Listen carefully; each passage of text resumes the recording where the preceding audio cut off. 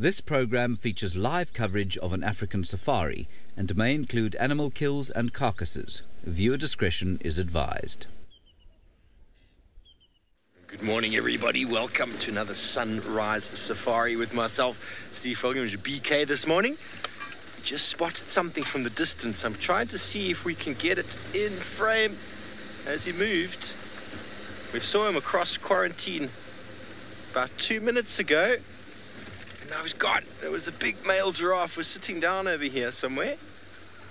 And now he's gone. Do you see him, BK? Just like that, he's vanished. Well, good morning, everyone. I hope you're having a wonderful day so far, evening, morning, wherever you might be. Don't forget, we are live and interactive. We'd like to hear from you. Send your questions, hashtag SafariLive, or throw them in on the YouTube chat stream.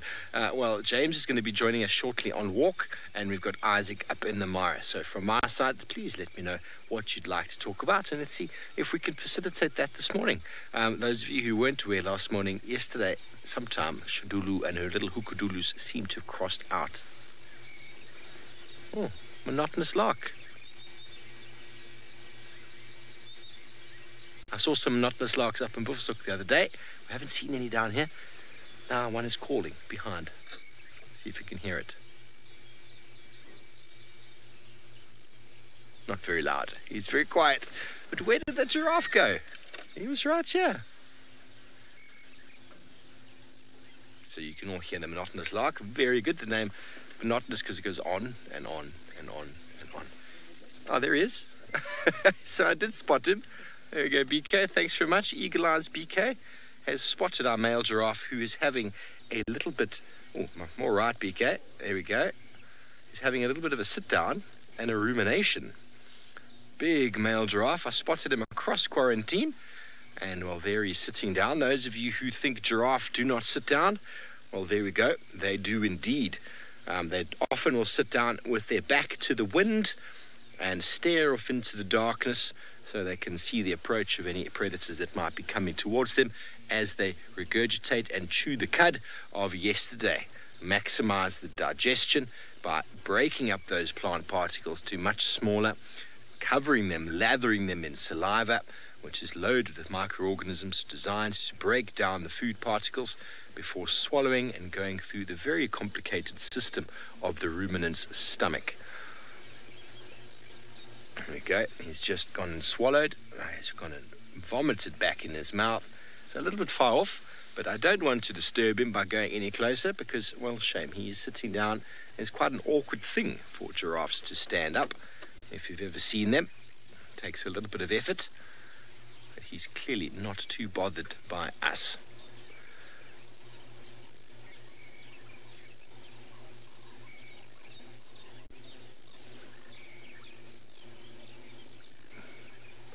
Very good. Well, we're going to keep moving on, looking on the ground this morning for all the signs of the bush. We'll read the Monday morning newspaper. And I am not on walk this morning, so I will be doing some medicinal plants, but I'll be focusing on some flowers done from the vehicle. So I hope you are looking forward to that. But while we move on and move towards whatever it is that we can find this morning, let's send you all the way back up to the Masai Mara to Isaac, who's driving around. He had the afternoon off yesterday. Hopefully he got some rest. Welcome to the beautiful Masai Mara. Of course, it is very misty, like you can see. And my face is very cold because I've been driving for half an hour like this. But all in all, I'm fine. I hope you're the same. My name is Isaac, and on camera I have Achi, and we are ready to take you on this morning's game drive. It is very chilly, and I believe now global warming is really real. I've never seen this for this long. You know, it's been going on almost for 2 weeks at this time of day. You know, this is the time, you know, I used to wake up and go on a game drive and I could see quite a distance. But in the last 2 weeks, it's been like this. And I believe it's got something to do with global warming. All in all, we're out here and we are ready to, you know, look for something for you guys. I'm headed towards the Sausage Tree Pride because yesterday morning I went there and I found the cubs. And then in the afternoon, I didn't go out. So this morning, I would like to go and see what's happening. Because if we stay too long without knowing what's happening, things might change. We might have lots of questions unanswered. So it's time to catch up with them and see what is happening. Unless something comes on the road, it is impossible for me to spot it because it's rather quite opaque, or it's hard unless I'm really there. Even driving, some areas I had to really drive slow so that I don't hit anything. I'm hoping that something might be on the road before it clears so we can see. But so far, we haven't seen much.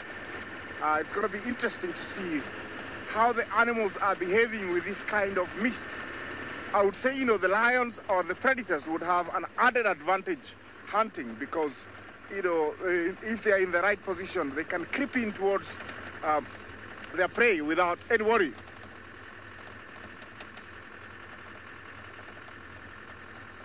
Wake-up call. Sorry, could you please repeat your question again, please?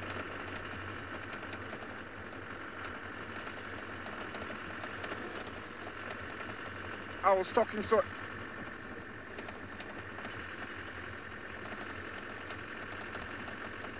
Oh, yes. There has been strange weather all over the world. I agree totally. Of course, it's what I call the abnormal normal. We have to get used to it and try and help, change it. Of course, I don't know how fast it's going to change, but hopefully it's going to change. Now it's telling me that next time I go into town, I'll have to find a balaclava, the ones that are like the SWAT use, so that, my face doesn't get cold, because right now I feel my nose is freezing and my face. Of course, I'll get ready, and also some gloves. It's really, really like cold. Yes, the weather has changed quite a lot. I hope it doesn't take extremes, because over here, if it goes beyond what we have right now, it can be quite dangerous. Also, not only to animals, but also to the local people. Like my mom, she doesn't have any insulation in her house. Electricity is there, but not constant. Clothing, she's not ready for this kind of weather, if it gets like snowy. So I hope it doesn't get worse than this. It gets better, and things must get better. Otherwise, the local people here might lose their cattle, might lose their goats, and they might lose, a lot of things, so it better change. And while I continue towards the sausages, let me take you to Steve and see what he's doing.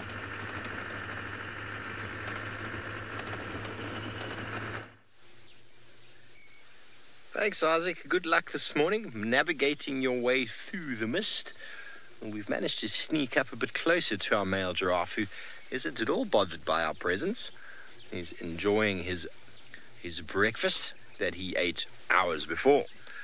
He's tucked up nicely, comfortable, the typical rumination position with all four legs tucked up underneath the body. And see how much height the legs afford the giraffe, and how much shorter he is when he's on the ground with his legs tucked up. But the neck stays perfectly straight up like that, all due to the ligaments running down the back of the neck and attached to the back, requiring almost no effort for a giraffe to keep its head at that level. Ears twitching, listening for approach of any danger. And clearly a big male giraffe there by the enormous bald ossicones on top of the head and the calcifications on the forehead.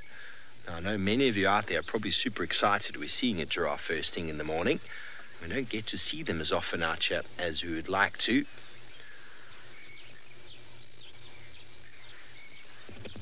Very pretty. He's got a little bit of gunk in his eye there. You almost feel like you want to go and pluck it off, hey, BK? Lots of insects. I don't know what that is at the back there of his eye. Maybe needs some eye drops. Maybe we can facilitate some eye drops for you this morning, sir. Louise thinks it looks like maggots. Doesn't look really very nice, does it? But I suppose all sorts of things must happen. Giraffes are sticking their faces in all sorts of bushes all the time. And no doubt every now and again they do happen to damage their eye and cause some form of fungus, or not fungus, but some form of pus to grow. through some form of infection. Ooh. Now notice how white the back of the ears are. We always talk about giraffe or about animals and their follow me signs, and the most obvious with the giraffe is their white ears, and that's how they're able to follow each other. That's how they're able to see where the other one is looking, because when a giraffe's attention is in a direction, you can clearly see from behind exactly where he is or where she is and how to follow. So it's a nice little follow me sign, because for the most part the rest of the body is pretty camouflaged, blending in to the habitat and environment that the giraffes find themselves in.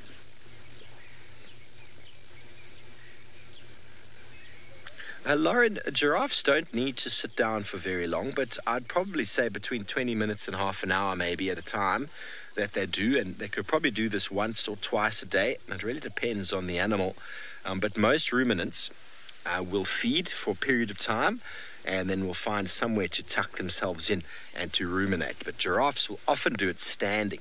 You don't always see them doing it lying down. There we go, he's going to stand up. Watch the motion. That's quite awkward, isn't it?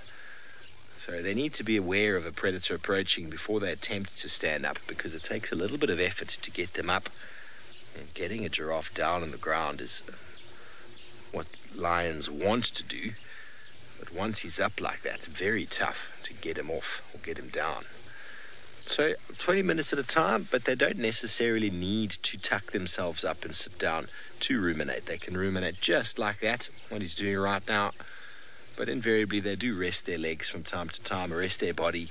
And while ruminating, their whole body is rested when they're tucked down, and the ruminating sort of behavior enables them to rest their mind as well. So it's like meditation in a way.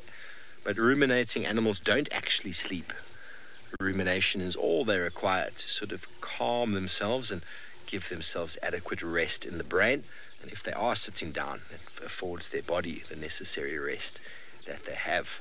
Unlike the non-ruminants that have to physically put their heads on the floor and sleep. Ruminants are always alert, always vigilant. One of the benefits of their digestive system. You can't really afford to completely zone out here. Have to always be awake and alert and vigilant.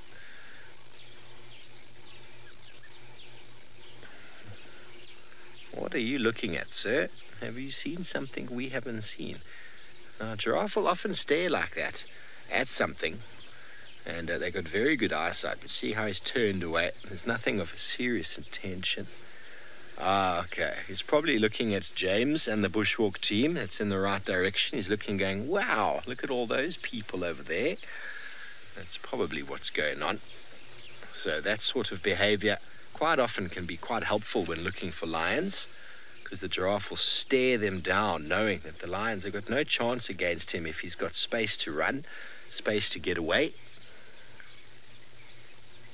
And in my opinion, some of the best eyes in the African bush, even better than those of Herbie and Senzo. Believe it or not.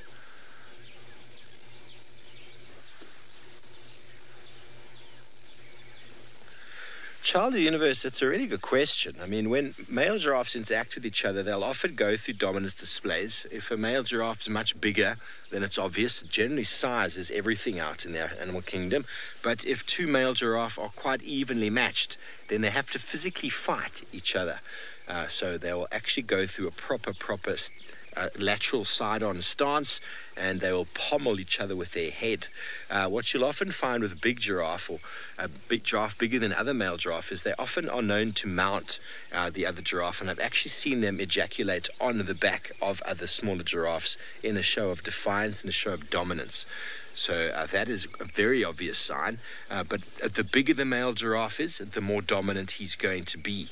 And if he encounters another male in an area with a female and they don't stand off from each other, the other one doesn't stand down, they both think that they're big enough, they will actually physically fight. And I've seen giraffe kill themselves or kill each other with blows to the head. And it happened in the Mara just before I got there. Two male giraffe actually killed each other. It's not often you see them both kill each other. Normally you get one knocking the other one out. But in the Mara, that scene, I don't know how much of it you all got to see, but I know you definitely saw the dead giraffes with the lions. Well, those two male giraffes smashed each other in the right spot and they both perished. Well, his cleaners have suddenly arrived. You can see if you go down the neck a little bit. Oh, there we go. On the head, his cleaners have finally arrived, the oxpeckers. Okay. Oh, they just plucked that thing off of his eye. How helpful.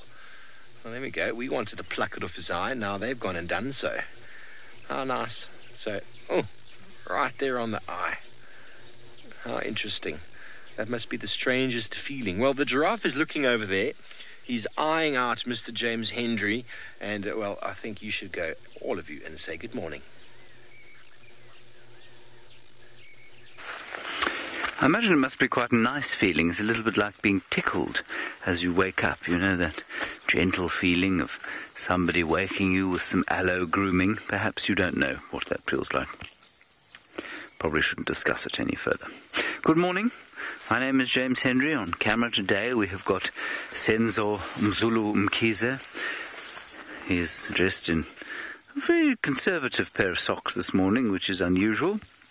But we are on walk, of course, so he's trying to camouflage himself. Please do talk to us like you're talking to the rest, using the hashtag SafariLive on Twitter. Otherwise, you can use the chat stream on YouTube. Our plan today is to go down towards the southwestern corner of Juma and see if we can't pick up on Shidulu. She, of course, has got 2 little cubs, and we're hoping to introduce them to our wonderful audience sometime soon. Many of you have been following the blogs and picture posts from Elephant Plains and Arathusa. They've been seeing the little hukadulus, which is what we've called the little youngsters, for some time now. But we have yet to see them on a live drive. So with any luck, we'll be able to do that sometime soon. So she was on the reserve yesterday, crossed out yesterday afternoon, and whether or not she will remain on the property or remain next door or come back this side, we don't really know. So that's our plan. On the way, we'll look for small, interesting things, such as this weevil over here. Is that a weevil? I think it is. On the end of that grass, disguising itself as the seed of Panicum maximum, or the buffalo grass. And the grass, of course, very long at the moment.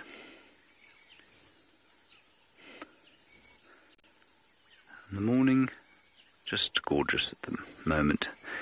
Down in the valley of the great Umulawamati, the doves are calling. There's a cricket close by here going prrp, prrp. A couple of grey-headed sparrows sitting on a dead tree behind me. Chip, chip, chip, chip, chip, chip. And once again we pay homage to the circumstances that have led me into the position where my Monday morning is this, as opposed to sitting in the traffic, perhaps on my way to teaching a guitar lesson. That's interesting. The Vov says he could hear a monotonous lark.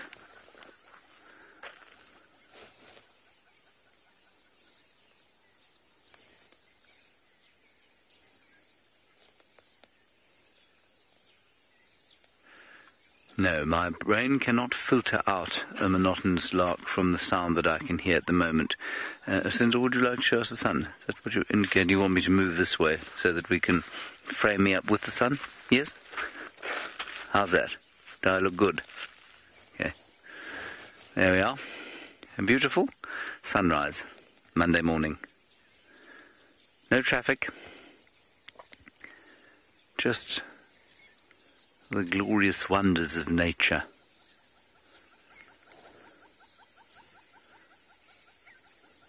Hornbill calling.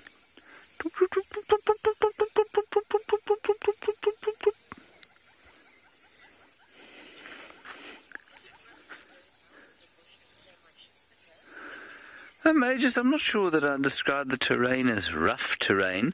It's certainly thicker, but it's not particularly rough to walk through. Yeah, it's obviously not quite as easy as it might be in the winter time, but it's not too bad. You can see the grass is much longer. Some of it will come over the top of my rather short head, but it's not exactly awful by any stretch of the imagination.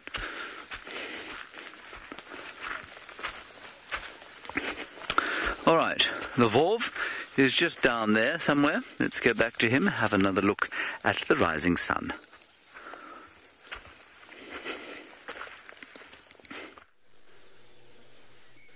We have stopped once again. Thanks, James. I'm probably going to drive past you in a moment, but we just couldn't resist the shot we have framed up for you as BK pans out slightly. Our male giraffe is starting off as the absolute star of the morning. Isn't that gorgeous? I know many of you out there enjoy these shots that we managed to pull through for you. And the sun rising in the background, male giraffe waking up from his rumination slumber. You see the big calcifications on the head. He's relaxed now quite nicely. He's chewing again. Let's just pan out again and give them another shot of that, BK. James, how old I reckon this guy is? He's probably in his 20s, middle 20s. He's a big boy. You see those those calcifications on the head are a good indication of his sort of age.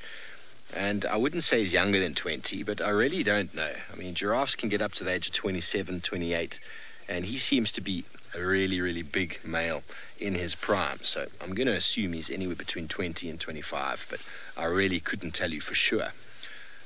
I don't really know if there's any easy way of aging a giraffe. The older they get, the darker males generally become, and the older males get, the more sort of calcifications they start generating on their head. And he is battle scarred. He's definitely been around the block, this boy. Very pretty though.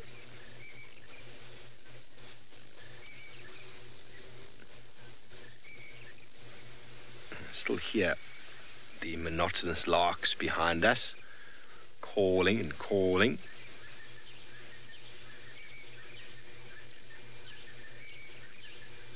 We were discussing earlier in the season, when will the monotonous larks return? And well, there we go. Out of nowhere, they're suddenly on quarantine. If you can't quite hear the call, I'll play it for you in my hat.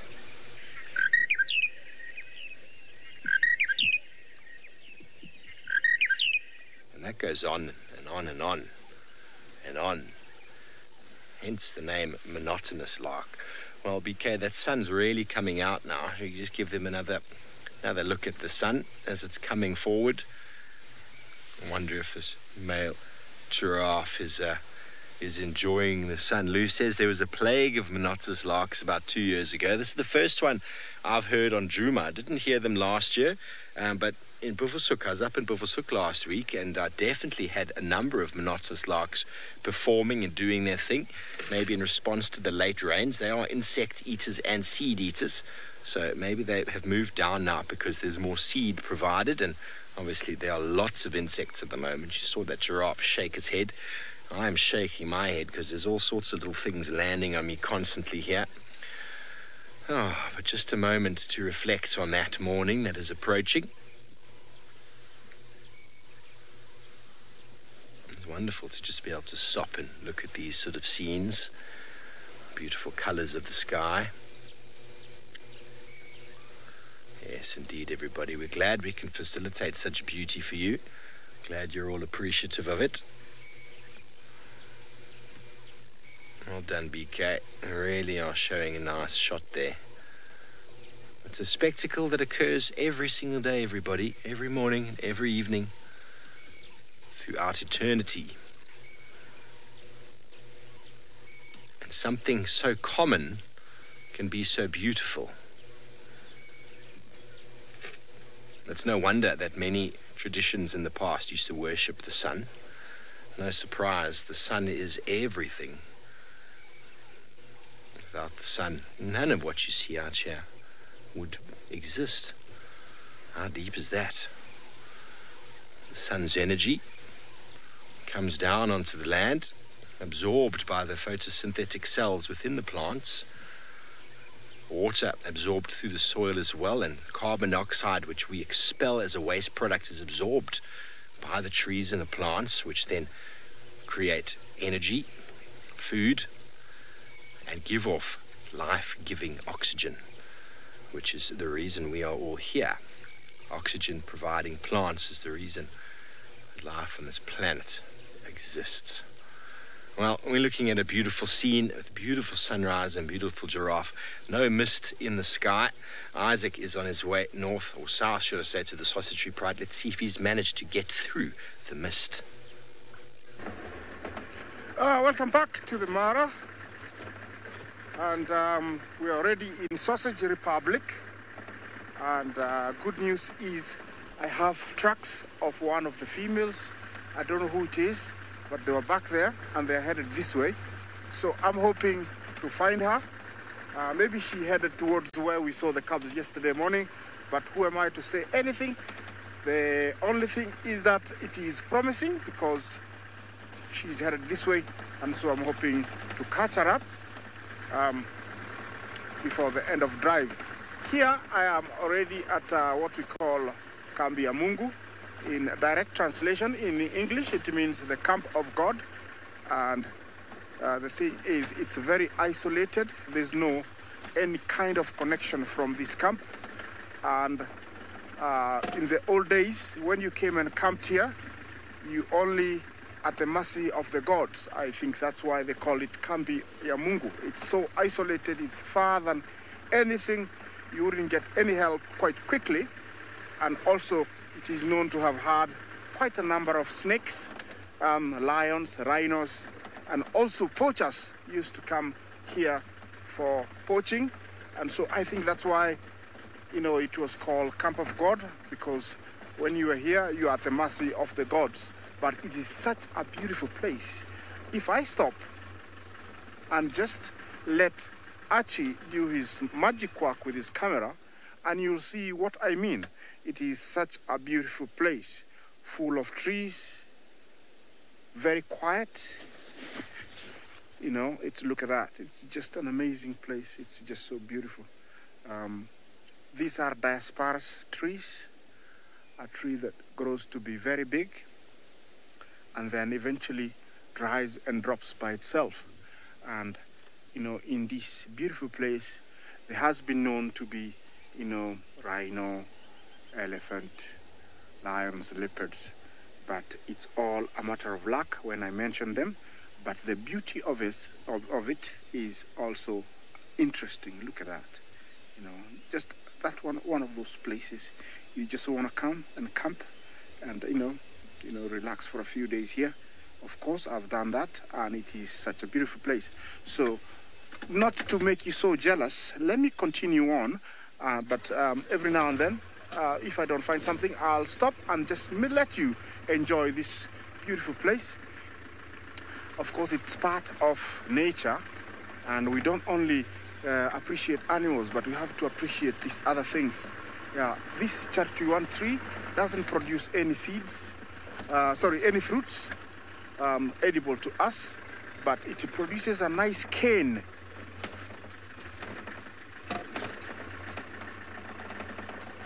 King, thank you for your question. Of course, if you are camping here, because there is a campsite, you're allowed to put up your hammock. Yes, you're allowed to put up a hammock if you bring one. Yes, of which, I've done it before here. And maybe one of these days I'll bring one. And when, in the day, when I'm waiting for the next drive, I'll put up one. Yes, you can put up one here. This is where the camp goes. You can see how beautiful it is. It's just a wonderful place. Yeah, and this is all Sausage Tree Pride prime area. Of course, they chose a real estate. This is anybody's dream to live somewhere like here. Lush grass, beautiful trees. I'm gonna stop, and Archie's gonna do his magic once again. Just a lovely view here. While we'll link our way to James on a bushwalk and see what he's up to.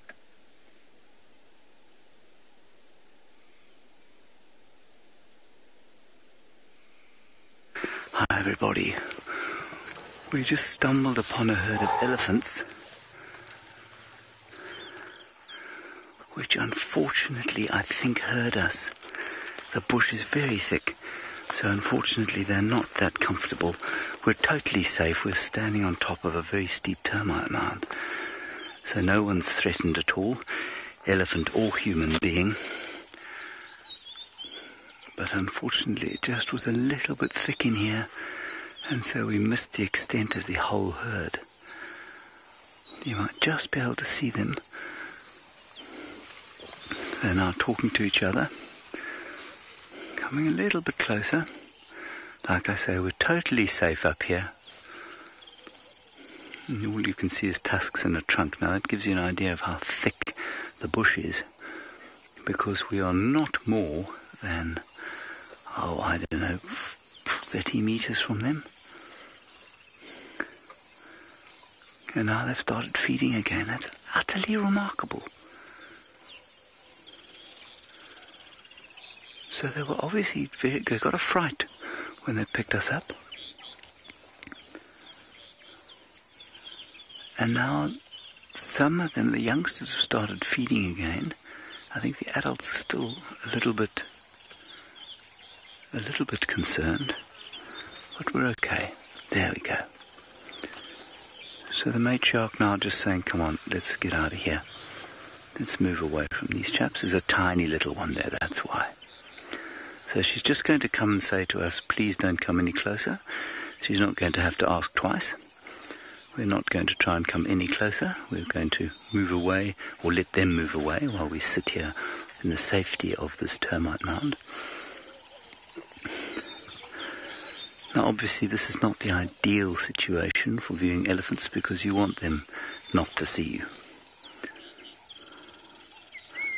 But you can see there, they're just backing off a little bit now, but there's some very little ones in there, 2 tiny things under a year old, and I'm pretty sure that's why she's just a bit nervous. She's also quite a young matriarch. So, big weight of responsibility on her shoulders to keep the herd safe. And I continue to be astounded by their overwhelming natural fear for human beings. Now, I know that the sound that we pick up on bushwalk isn't often the best, but what I can tell you is that she's communicating with the herd all the time. And so their movements are being coordinated by the sounds that she's making. You could probably hear that sound. Now they've stopped moving, and you'll see suddenly they'll start moving again, and often we can't hear what she said. There. They've started moving. She said something else to them. So they're just assessing what they perceive as a threat. The youngsters really not particularly concentrating on this.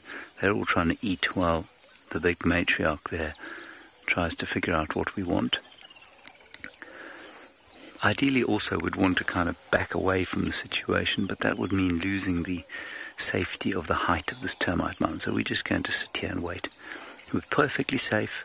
She's perfectly able to retreat if she wants to. Now she's leading them closer to us, which is a bit odd. Yeah, Courtney, we also get nervous when we're on foot with elephants. We don't ever want to take anything here for granted. We want to be totally careful always, and make sure that we are not in any way threatening the animals, and that we don't want to ever be in a position where this is magic. It's not ideal, but it's magic. There's a tiny little calf there. That's why they're so nervous.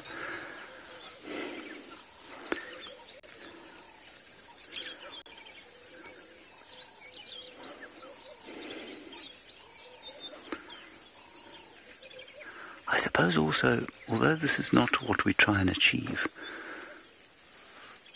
it is very interesting. It's fascinating because we are, of course, part of the wilderness. We began our lives as hominins here in Africa and evolved here with these animals. And so, although this is not the experience that we try and have, it is a very interesting one, this human-animal interaction, where we suddenly become part of the wilderness as opposed to observers of it.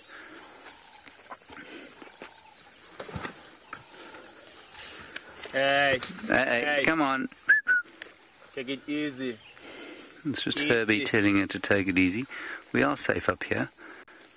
And obviously this is not the best situation for us to be in, but we're just going to wait it out. We don't have a choice now. And I'm interested in why she doesn't just move off. It's because Herbie says it's because of the tiny, tiny little one there. There we go.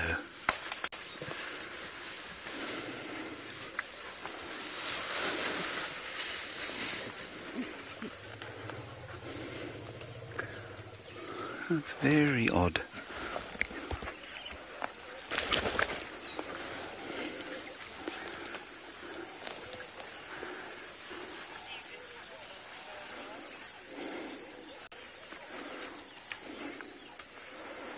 I'm just going to check the wind.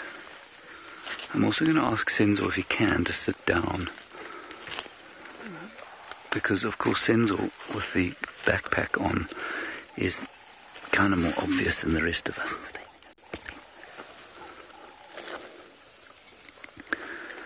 And maybe that's what's causing the reaction. If we blend slightly more into our termite mound, maybe they'll move off. No, they're just not moving away. Alright, I think what we're going to do, everybody, is give this another minute. And if they don't move off, then we're going to hand you to Steve, and we'll just take Senzo's backpack off so that he can blend more into this termite mound, and maybe that will just help them to move off a bit. There we go. I think actually they're going now. There's no more of the rumbling. But isn't it interesting how careful, how astonishingly thorough they were in their investigation of this termite mound.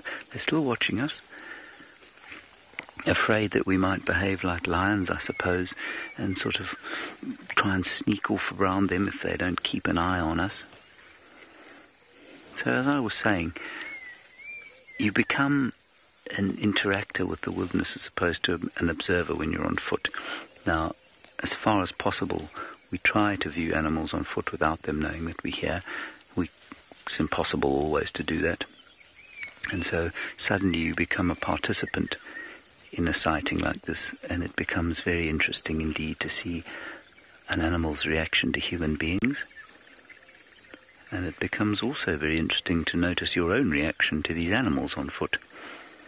And certainly my heart rate, well, it went up a little bit, I won't lie to you. But this termite mound obviously provides us with sufficient protection. We just have to wait the situation out now. We're going to let them get far away before we get down from here, or we'll just back off the way we came.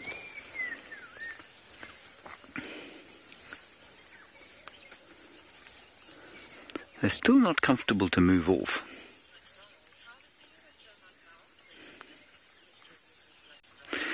Mr. and Mrs. MacDonald, the fact that we're on this termite mound makes us safe because it gives us a height advantage, which makes the elephants uncomfortable with approaching too closely. And also, it's simply mechanical. The termite mound that we're on right now is basically cliff-like at its base, which means that no elephant would be able to get at us on top of the mound. So what would happen on you can get much less steep termite mounds, which could easily result in, will allow an elephant to get access to you if it really wanted to. But this one, it would be impossible for an elephant to get on top of. And even if they tried, it would kind of fall away at the sides. And so, they just tend not to try if you've got a height advantage like this, and especially if you're on a mound as steep as this. I'm about 3 meters off the ground now, which is just over 10 feet. There we go. They've moved off.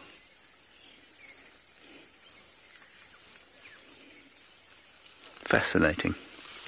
Really very interesting. And I must just reiterate once again that the idea on these bushwalks is never to have what we might describe as a... I'm not going to use the brand names, but it's not to have an experience of bravado or an experience where we challenge nature and show how big and strong we are. It really isn't about that. So I hope it didn't come across like that. Let's go back to Steve. We're going to wait a little bit longer for these chaps to move off, and then we'll meld off into the bush behind this termite mound.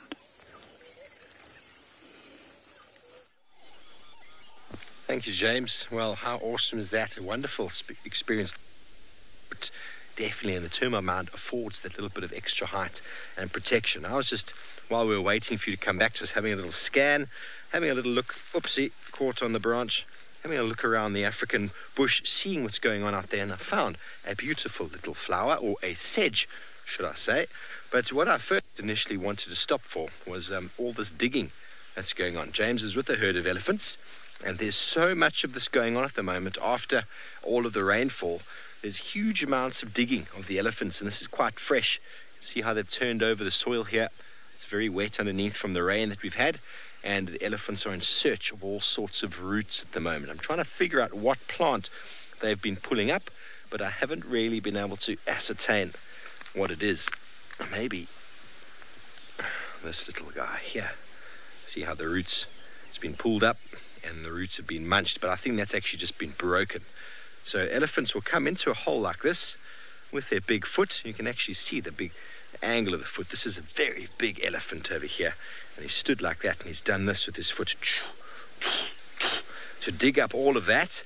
Quite often it's to get plants out, and sometimes it's to get soil to throw on their body. I don't think that's the case over here. It's definitely looking for plants. There's been a number of these along the way, and these small little diggings will eventually lead to water accumulation, and this is how our small pans are formed, which is really, really interesting.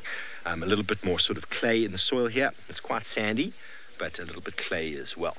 So this little plant I found here is, I think it's a pincushion sedge. I'm not 100% sure, but I think it is. You can correct me if I'm wrong. But the pincushion sedge is well known for the Sotho people. It's quite an interesting story. It's not a medicinal value, but it's definitely a traditional sort of value to it. Whenever someone drowned and they couldn't recover the body within a water body, people who are going in search of that individual would take this plant, dig it up, chew the roots before going into the water in search of their friend, so that it would protect them against the serpent that is caused the drowning of their friend that is in the lake or the river or the pool. And that has obviously got something to do with a python, some form of aquatic snake, and that's one of those traditional things. They will not go in search of that person until they find some of this root, chew on it, to then go and find their lost comrade. So it's one of those traditional things that, you do it or you don't, and if you don't do it, who knows what's going to happen. But a lot of these things are so ingrained in people's minds that they'll do it. So those traditional things handed down by your forebears. So, very good. Snakes and elephants and sedges. Very good. Well, we're going to continue on down the road here. Sorry, my radio is beeping. Let me just pop that back in. Sammy Jane, you reckon it's got allergies written all over it? It's a very typical sort of shape for a sedge. You'll see the sedge has got this stem here. It's got an edge to it. There's actually one side, two sides, three sides to it. It's not circular. And then sedges often have got the three leaves at the top like that. And it's nice and soft, beautiful. And it actually seems to be what looks like a spider cocoon over there. So I'm going to pop this back in the vegetation. Sorry, Mr. Spider.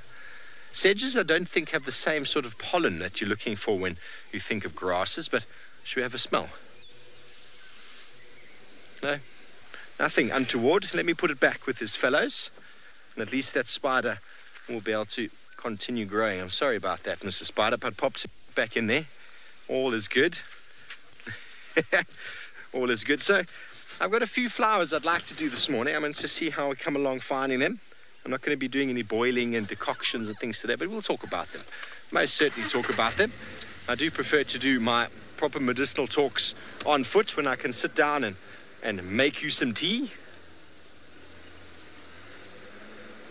James is enjoying a walk. He was trying to get out on foot for some time, but we've just had these downpours of rain. He just can't do it. So anyway, today's his day. I'm sure he is really excited to be out on foot. It's really nice to be out on foot this time of year. It's not that hot at the moment. And, well, it seems like Isaac has had some luck in the Sausage Tree Pride Republic. He has managed to find, hopefully, the whole pride. Let's go see if the cocktail sausages are with them. Come back to the Mara and look what we found. 5 little chipolatas. The sausage tree cubs are here. And actually, it is puzzling me, and now I'm asking myself, and I've started asking myself questions, and I'm sure you'll have a lot of questions for me to why are they alone? That is the question I'm asking myself. I came here yesterday morning, and I was very fortunate enough to see them, and we only saw 3. We've come back here, and now there is 5, but there's no adult. So the question is, have they gone for about more than 24 hours without drinking and without any female? Yes, it looks like it. They're out in the open, and I'm sure they're enjoying the sun, and they must be very happy to be drying themselves. You can tell they're very happy. They're enjoying the sun. So cute. Look at that. Yeah, they don't look like, they're hungry. Looks like, they're very chubby. I love chubbiness. Look at that. Definitely, that is one of Meaty's cubs. Here there is 5. So there is one belonging either to Kinky or to the other female without a name. And I would say you can tell it's a really small one to the left. The one in front now, it's much smaller. This one here, that one.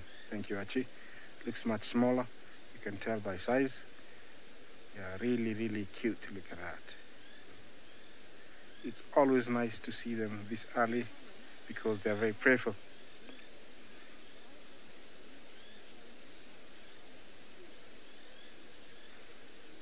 Child of the universe, you say I've been chosen by the pride to babysit.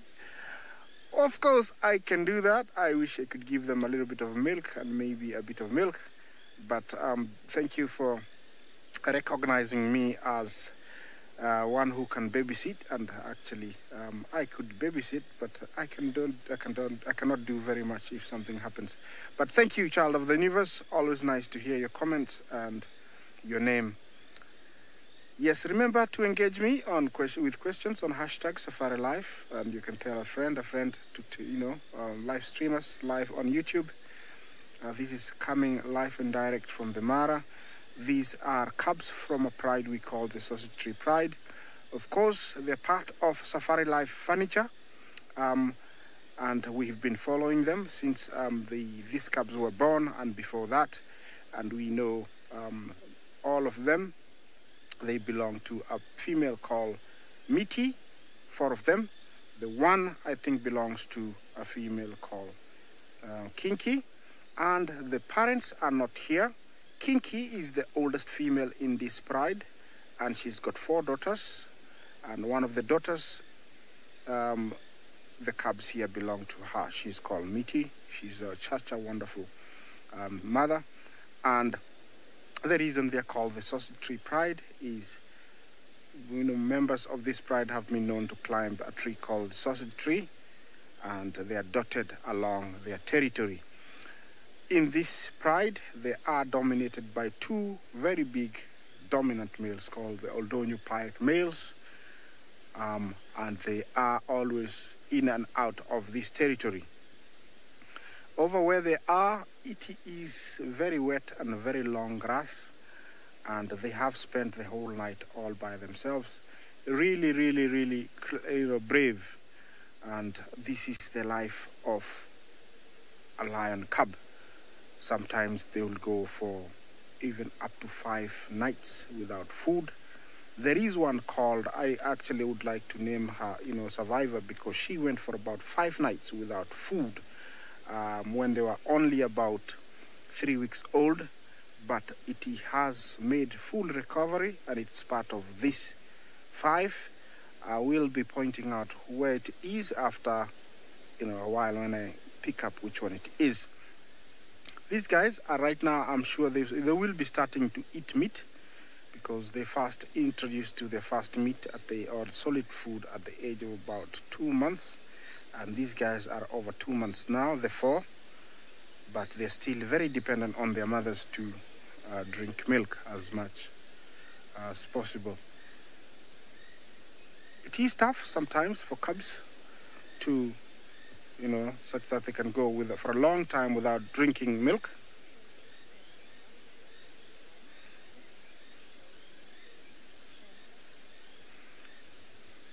Chantal, I don't know if I had your question right. If you're asking, if females give birth at the same time, why is there no one here? Is that the question? I hope it is. I would say these girls are good buffalo hunters.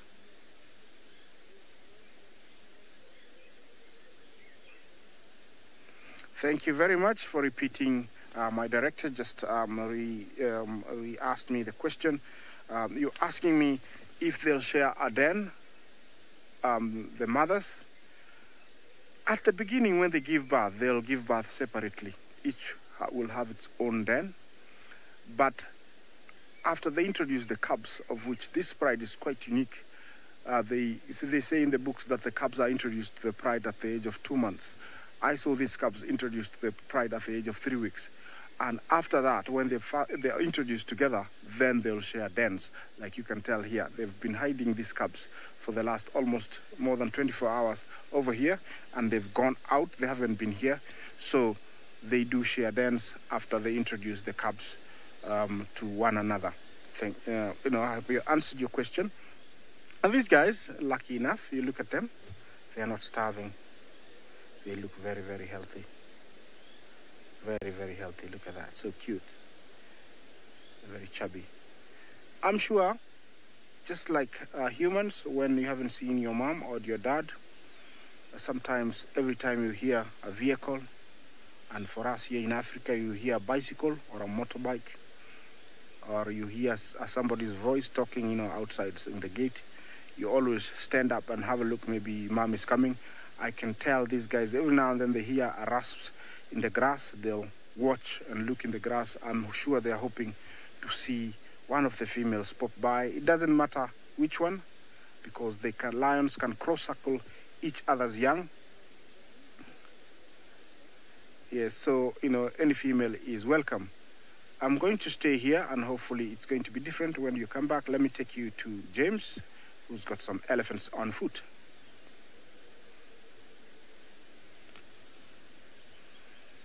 Now, it's just one of those days where you can't really escape the elephants. They're all over the place. Those are 2 young bulls. They're on the road, obviously, quite far in front of us now, about 150 meters or so, 500 feet. We're not going to go any closer because there is another herd off to the right-hand side of your picture, and they're just resting in amongst the trees there. So we could possibly try and get closer by going round to the left, but we're not going to do that. We feel like we've got close enough to elephants today. But it's quite amusing to watch these 2 young bulls having a little wrestling match with each other. They have no idea that we're here, and that's simply because they haven't bothered to look down the road.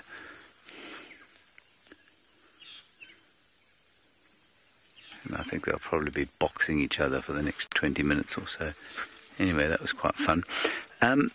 Our plan was now to try and go up and round to the north and then west, skirting all the rest of the elephants, but now that plan has been scuppered by those ones, so we're going to head down southeast and go around that way to where we thought we might find Shindulu and her cubs.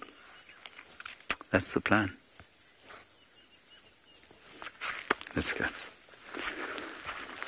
So we won't try and approach those elephants any closer. Louise says she thinks it sounds like a good plan. What a relief.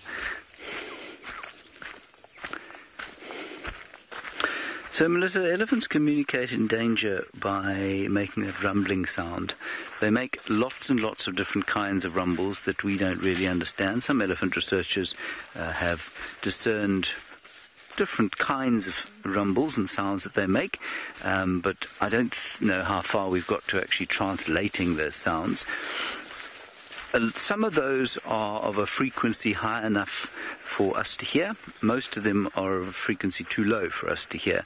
And by low, I don't mean volume-wise. I just mean that the frequency is too low. In other words, the tone is too low. And they make these rumbles with their larynxes, with their voice boxes, that mean different things. And you could see it happening in that herd there. When she was really upset, the matriarch, she'd made an audible rumbling sound. That's what it sounded like to us. I don't know what it sounds like to them. But then at other times they would stop, freeze, and then they'd start to move again, very clearly on a command of some description. So she'd say to them, stop, or move away, or follow me, or something like that, all inaudibly to us. And that's how they express danger. They all know what the different sounds mean. We can't interpret them just yet. I'm sure there probably are some researchers who are able to sort of discern what they're saying to each other, but I think a lot also of their communication is non-verbal, so they can, they read each other's body language. Interestingly, there are, we discuss intelligence quite a lot on these drives, and we'll get back to that, in fact, this intelligence discussion after Steve's bird.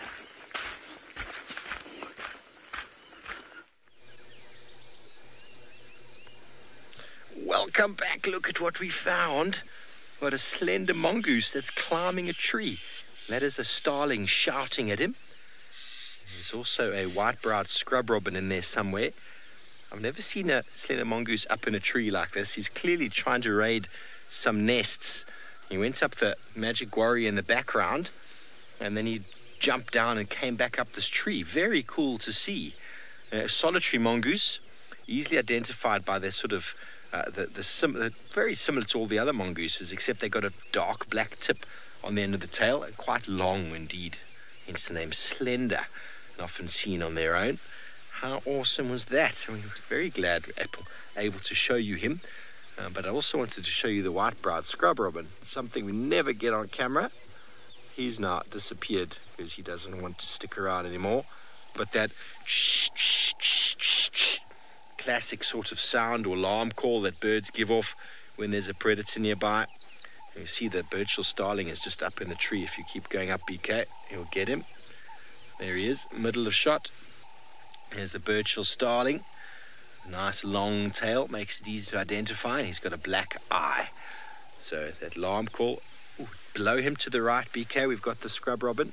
Yes. Just down a little bit to the right. A little bit more. There we go, bottom of the screen. That is the white-browed scrub robin. Oh.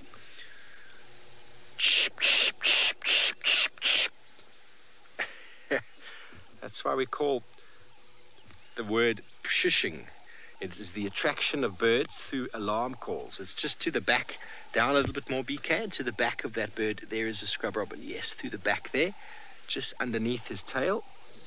Oh, he's gone again. Scrub robins are very shy and very hard to get on camera, but I'm going to try one attempt.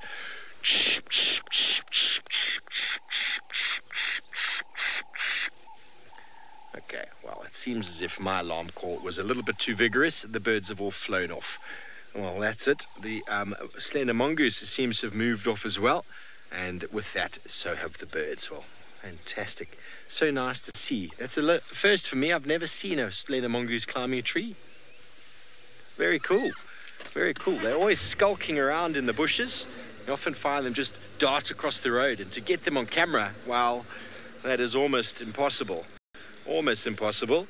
It brings me back to that time when Scotty D had that slender mongoose fighting with that black mamba.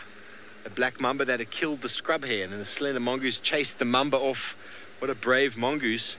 And the mamba came back and chased the mongoose off and then tried to swallow the hare, then couldn't swallow the hare. It was just so crazy. Well, anyway, before James loses his train of thought, let's jump back over to him and his train of thought about intelligence in elephants.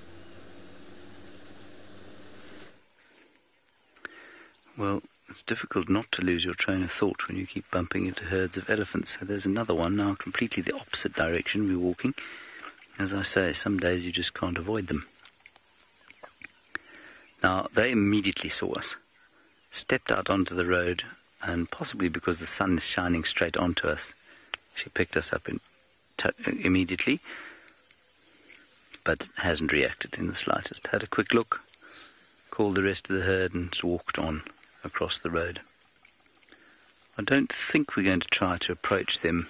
I don't know that there's any termite mound cover in that direction. We might just walk slowly down the road a little bit. I think there might be one closer by here as well.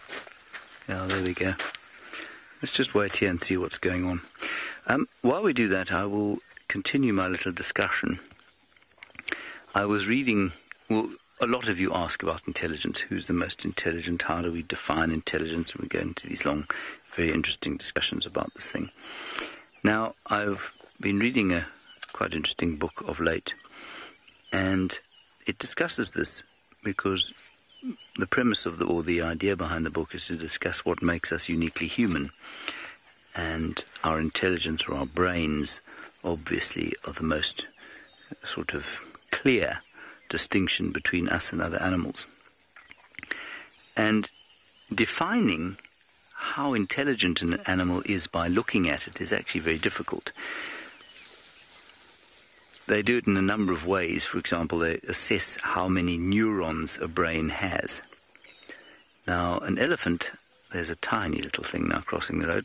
An elephant has something stupid like 260 billion neurons in its brain. So it has by far more than we do, and that's the most of any land-based mammal. In fact, I think it's the most of any animal at all.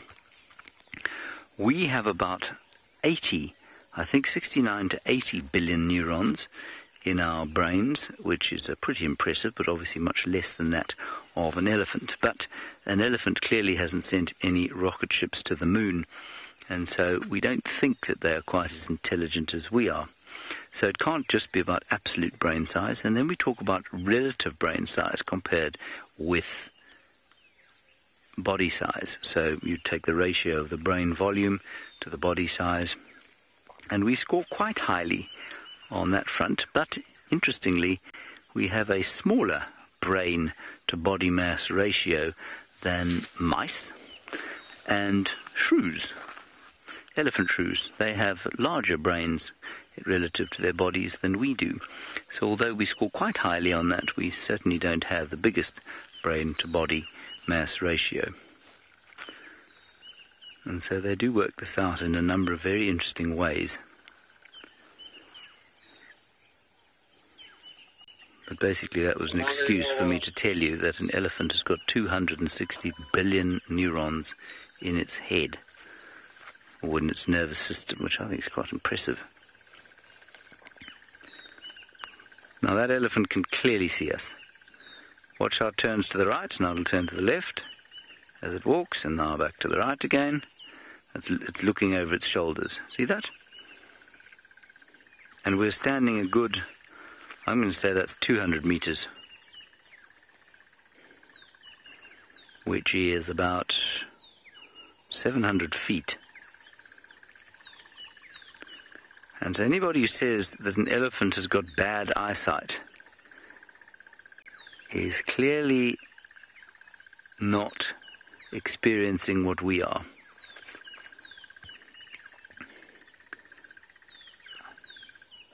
It is obviously easy for it to see us because we're standing out in the open on the road, in plain view with the sun shining on us.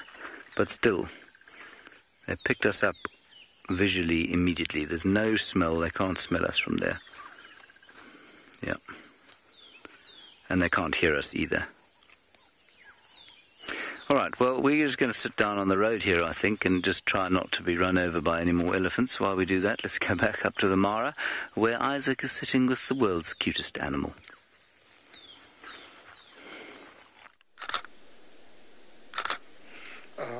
Welcome back.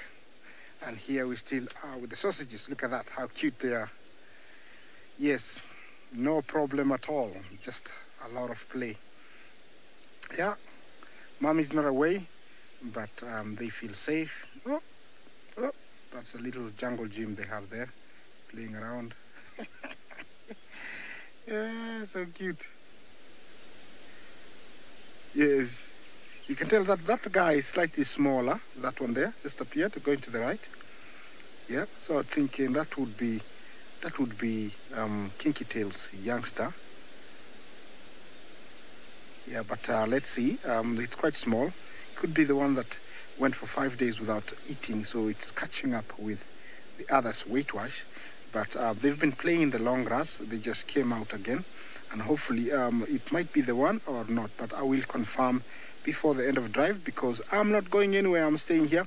These guys, for sure, we've tried to look everywhere, but there's no female anywhere. So 100%. We came here at the same time yesterday. It was very early, almost same time. So it is around 24 hours.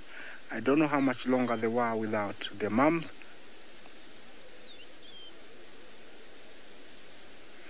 Lauren, you asked me, why there's no adult with the cubs. That's so cute. With lions, sometimes it is the case, and that's why sometimes they give birth at the same time, so one can take care of the other. But sometimes, conditions or situations forces them to leave the cubs in a hidden place, then go out. And especially for this pride, there is nothing of the small game to hunt here. There is warthogs, but of course, with the long grass, it's a disadvantage. They can't see them. So they have only to go for big game. And going or tagging along with these youngsters, it can be dangerous because they might lose them. So sometimes it happens that they hide them and they combine efforts and go and bring a big animal up, like a buffalo or a giraffe. And in this case, I think this is what happened. There are only 5 of them, and they have 10 cubs. So if they don't have milk, these guys will starve. So I think the idea was to leave the cubs behind and then combine efforts, go and bring a big animal up. Of course, I don't know how long they've been away, but the last time we saw them was about 5 days, and they had eaten a zebra. And you can tell they're not starving, and then they gave them lots of milk, which I think was a good idea.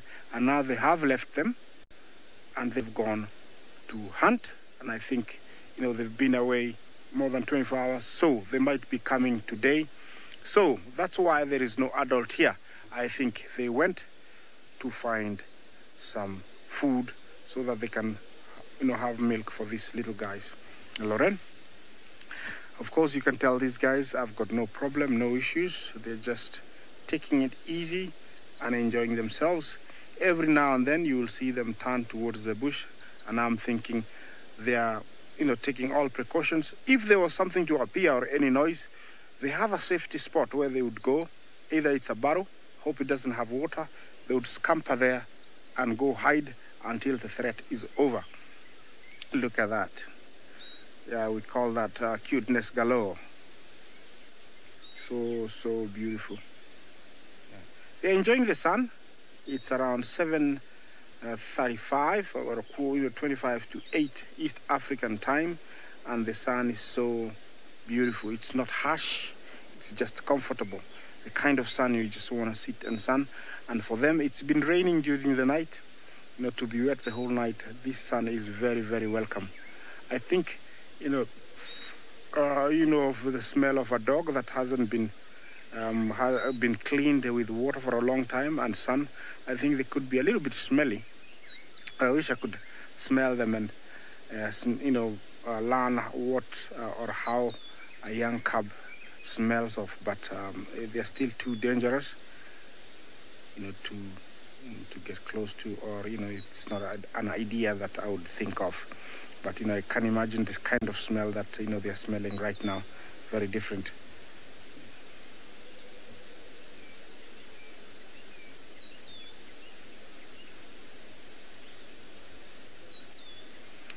Don, you asked me if the cubs will protect each other at this age. Of course not. If there was a threat, each one of them will run for his life until the threat is over. If they all survive, then they'll come back and start calling each other or sniffing, to find each other. But they don't protect each other. They are too small to protect each other. Yeah, he wants to eat a bit of grass. Sometimes they eat the grass so that it activates the stomach and so they can throw the hairball. But these guys, I doubt, they haven't eaten anything, but I'm sure they know that they will be eating, grasses in the near future to help them regurgitate or throw up the hairball. Or they're getting it ready. They're getting those bacteria they need to help them, throw up the hairball. You can tell that guy is trying to chew grass. How does it taste? Yuck.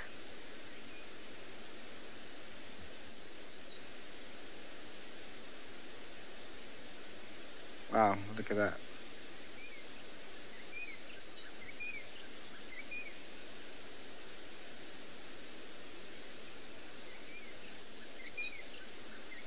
Tony, you asked me if I know which cubs are male or female yet.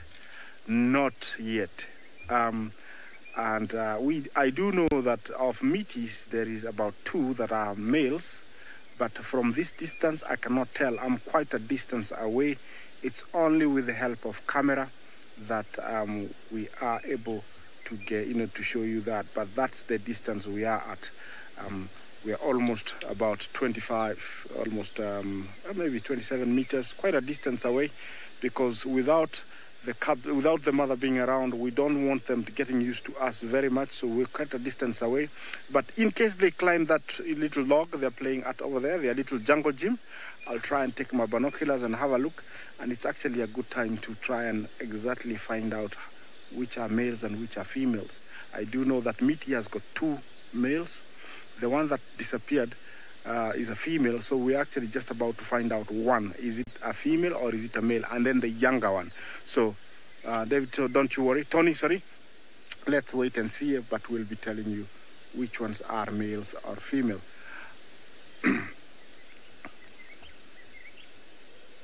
Well, I have seen, apart from this one that survived for 5 nights without any milk or food, I have seen some cubs that made it up to around 9 days. By the time the mom came, she was actually not sure if they had survived because she was calling very desperately.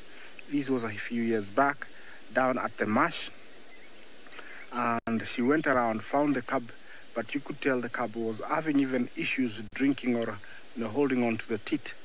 It drank so much milk that when it was full, it just collapsed there and stayed by the teat for about almost 2 hours. But it made full recovery and made it to adult. So being left for 36 hours almost is nothing for these guys. Yeah, we'll start looking and finding out who's male or female. That one to the right there looks like male. And he's already very dominant, you can tell. And also in size, he's a little bit bigger and very playful. Yeah.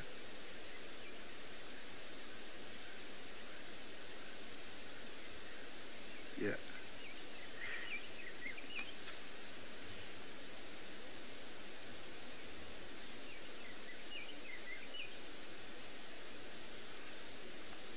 Zinzele, beautiful name. You asked me if at this age a big eagle, are they too big for an eagle to take? No. If a crowned eagle or a martial eagle was to see them, there is possibility it will take one. So they're not very big. They will still be taken by a martial or a crowned eagle. Those are very big eagles. They are capable of taking one of our smallest antelopes called a dik-dik, or a young impala or a young Thompson's gazelle. So it's a very big eagle. So they are not too big, Zinzele. If there was an eagle, it would take them. But of course, we don't want to see that. We don't have enough lions. we would like to see them make it into adulthood. But thank you for your concerns. It's something that sometimes we ignore, but it is possible. If there's an eagle, it will take one. Yes, where I am, it's quite some very long grass where it's surrounded. I'm surrounded by very long grass, and then there's a nice big forest to my right, where they can go in quite quickly, just in case there is any danger. You see, that's one big tree that can provide shade during the day, and then back there's a huge forest. You see that? All that is a very big forest over here that they can hide just in case there is any threat. And in the day, if the mom comes and the sun becomes too hot, I'm sure to take them there and give them milk inside there, or suckle them inside there. Also, I think there's a disadvantage to an eagle.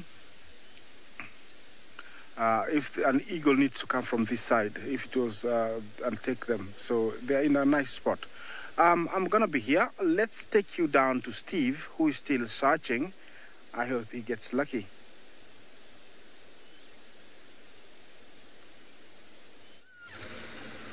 Thank you, Isaac. How special indeed it is to spend time with those little sausages. Well, we found tracks of a male and female lion heading south on Twin Dams Road. They've now gone sort of west. I've lost them now. Seems like they've gone into this sort of drainage system on the left-hand side. It's a very difficult block to track into, but I'm going to drive around the block and see if we can find them. I like how Isaac says that they probably smell. Lions have got a very bad smell. They get their entire bodies inside rotting carcasses, and the only way they clean themselves is via licking. And they do have a very interesting smell, the smell of death. I suppose the cubs, they still smell a little bit, they still smell cute. I don't know if you can smell cute, but indeed, they are very cute. But just going to drive around here. This is a very popular area for Tingana to hang out. It's definitely not his tracks. Oh yeah, Lou says puppies can smell cute, so lion cubs most certainly can smell cute. I'm just going to drive around the block here and see if those, because I mean a male and female lion possibly is a mating pair. I thought maybe they were done with their romance, but maybe not. Maybe not. Gonna do a little loop around here, see if anything comes out. It's quite difficult on some of these patches of road to see any tracks. We are looking. BK's scanning left and right for any lion maybe hiding in the grass. I mean, if I don't find them coming out, I'm just going to go back to where I had their last tracks and then have a little bit more of a look around there. I mean, it's possible we were right behind them and they've just gone into the block. Who knows? Who knows? The newspaper in the morning indicates lions were moving in the morning or at night. Can you get this bird here, BK? Just here at 9 o'clock. It is a brown-crowned chagra. We never get the chagras. Can you see him? Just go in, down, to the right, left, straight. There he sits. I can't see him on your screen. He's just on the bush here at 9:30. Oh no, where are you? I can't see him on the screen. A little bit more right.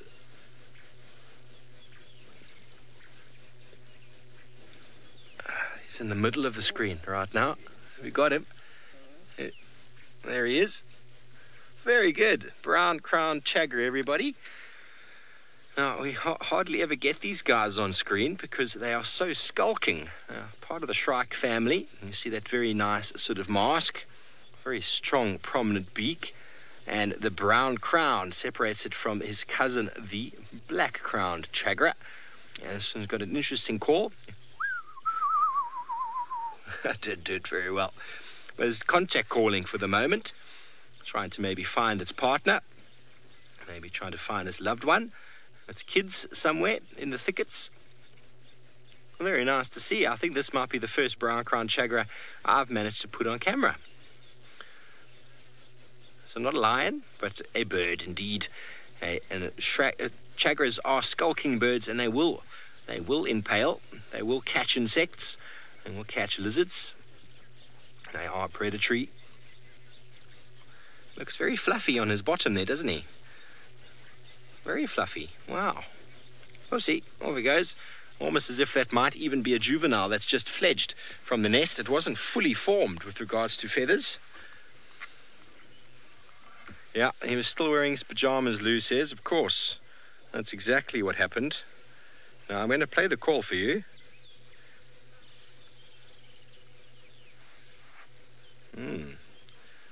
Chagra. Are you ready to hear it?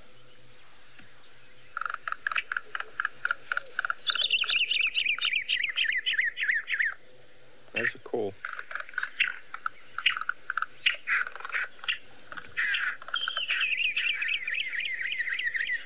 That's a call they normally make as they fly across an open area, and they descend as they fly. And I always remember the donkey bridge for remembering this one. It sounds like a drunk man falling down the stairs. If that's what a drunk man falling down the stairs sounds like, something easy to remember. Anyway, we're going to continue and see if we can find any tracks of these lions. Yes, we got a bird on camera. That's awesome. Okay, well, we're just going to head south along this road. I mean, just double check that they haven't crossed. As if it's possible they might have crossed, come through the drainage and cross over, head down that way. That goes towards Treehouse Dam. Just going to have a little, just double check. There's possibilities of them walking on a little bit of a harder patch and me missing them. But there's some really nice soft spots over here that will give very good indication of tracks. Okay, well, we have not seen anything here. I'm going to continue on down Weaver's Nest to the south, and let's go back up to Isaac, who is still with his chipolata sausages. Welcome back, and we're just about to be hunted by this fierce, dangerous young lion. I think, he wants to come for us. Look at how he looks. Looks like we are done. Are you gonna come for us? Okay, no, just kidding. I don't think, he's just very interested in our vehicle, but very behaved cubs. They haven't moved even 3 feet from where they are towards us. They've been staying where they are, so I think they're very well behaved. And I think they need to be, to be that way, because they don't wanna, venture out more, because the more they make, they spread their scent, and also they move out, the easier they can get detected by other animals. Look at those tiny little canines. It's got quite some canines. I'm sure that tree is sharpening its teeth and also strengthening the teeth muscles for future use. And he must feel so good, trying to chew that tree.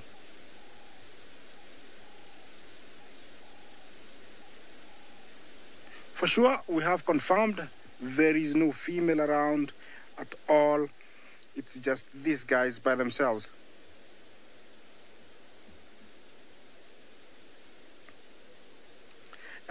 Angel Robert, you asked me how much they weigh. I can only guess by their looks, and how I would guess, I would say, just by measuring. I've owned a cat before and a small dog. So by the looks, when I look, I would give them a good 3 kilos, which is around 6 pounds. Something like that. That's what I would give them, by the looks of the size. I would give them around 3 kilos. But it's just guessing. It's very hard, and I'm not very close.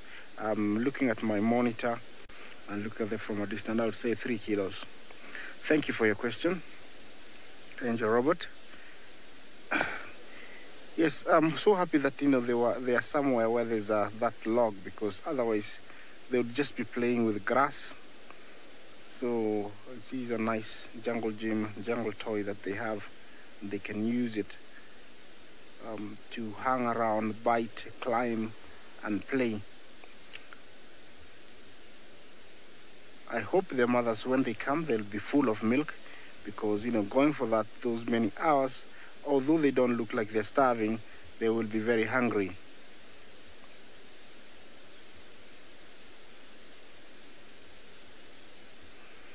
Is that foreign star? Is it normal for cubs to have spots when they're young like this? Of course, yes.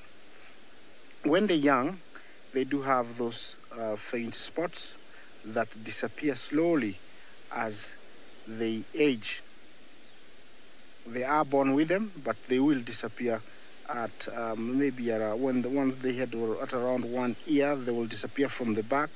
Then they'll remain at the belly and arms, and then eventually some of them lose them completely, some of them remain with a few, but it is normal for them to have those spots with them when they're young.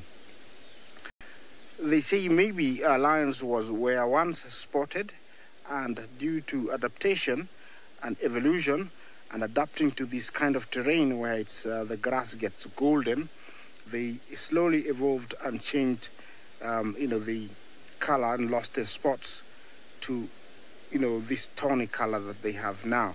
So when they're young, they do have them, but they lose them eventually. Yeah, see those claws? They're going to be big and dangerous. They're going to be as sharp as a razor. Yeah, that tree is, getting the grunt of these cubs. They're biting it, clawing it. Going to be interesting when I come here in the next few weeks and drive towards that tree and see those little claw marks. And yeah, look at that, beautiful. Yeah, the light is perfect, and I'm sure they're enjoying the sun. They've been in the sun since it rose, and I'm sure they're enjoying it.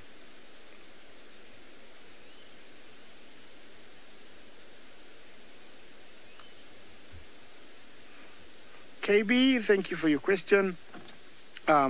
You asked me if cubs are born with teeth or they grow them later. They are born with them, but they're very, very, very tiny. They actually, I think, not even above the gum, but soon after they start growing very fast. So they are born with them, but they're under the gum. The only predator that's born with teeth is hyena, and they're ready, the canines, you can see them, they're all out. But these guys, I would say the gum is usually covering them, but after maybe a week, they start growing. So they're not, I would say they're not born with them, because they're under the gum, they grow. And they don't need them at the very young age.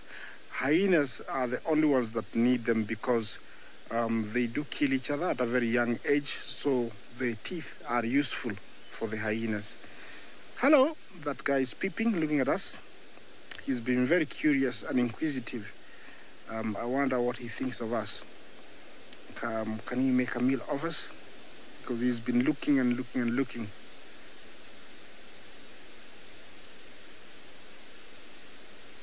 Of course, just like us, our children, different ones have got different characters. You can tell that one is not paying much attention to playing, but he's been just listening and looking at us, resting, and eating grass.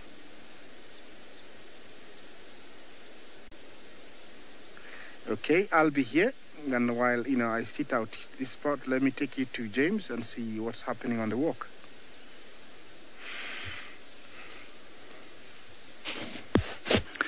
Hello everybody, our walk is going fine. We've not bumped into any more elephants so far. We're going to go down and see if we can give the Vov a bit of help with his lion tracks. What we have here is an interesting situation. It is the recently flowered hare's tail plant. Now it looks very lovely. It is, however, one of the most uncomfortable plants out here. It is born of the most tremendously sharp and unpleasant little spikes all the way along the inflorescence. So that's what that is.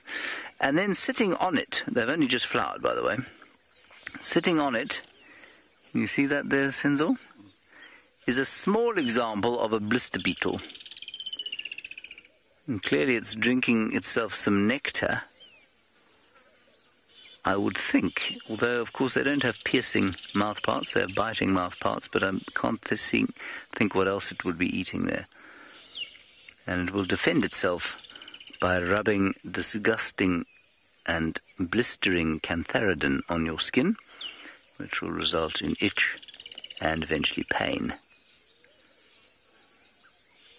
So that is a blipster beetle. Then I just wanted to quickly address, again, for the benefit of Judy H. and those who are interested in botany, we had a little bit of a, not a dispute, an interesting discussion over whether this plant here is in fact Trachyandra aspirata, as opposed to another species or genus known as chloro something. Naturally, I've forgotten exactly what it is. And I can tell you that I saw the alternative species when I was in the Eastern Cape recently, in a garden in Port Elizabeth. And the big difference is the leaves. So this one has got very narrow leaves. This is the Trachyandra.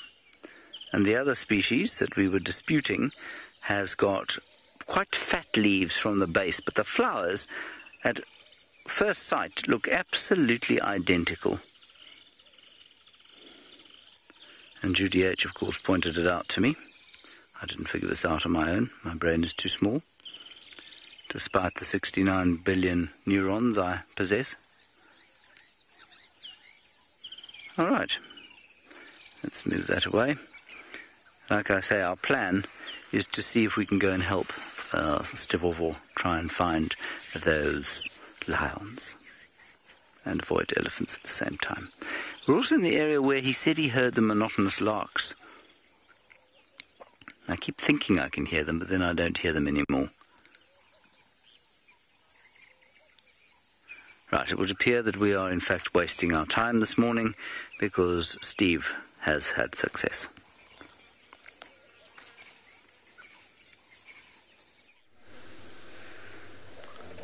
Well, thanks, James and Herbie, for your assistance.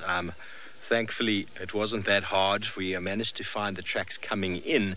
They crossed out to the south, and then they came in again very close to the hyena den. We're about maybe 60 meters from the den site. And here we have got the Nkuhuma Pride. So the poor hyenas, the poor Juma clan must be having a very hard time of late, with lions popping up all over the place, leopards taking us to the den. Shame. Poor guys. Well, I could count at least 1, 2, 3, 4, 5, 6, 7, 8. There might even be a 9th one there, I can't tell. But the tracks I had before were definitely of a male and a female. The one Nkuhuma male is here. So it's possible that they were maybe even tracks of the mating pair, but I'm not sure. They didn't come out of that block, which means that they might have crossed south with the rest of the pride, maybe in a hunting formation. And now they have come back again. See that one female at the back there, BK, with a beautiful light on her face. That one there, she was looking over at the hyena den a moment ago, probably wondering what's going on. Hyenas, what are you doing? Oh, very good. Lions in the morning, and they're looking quite hungry. So they've traversed the entire property this morning, getting to this place. It's amazing how small these properties really can be for lions when they move. I mean, Sydney was right in the north with them last night, and here they are right in the south.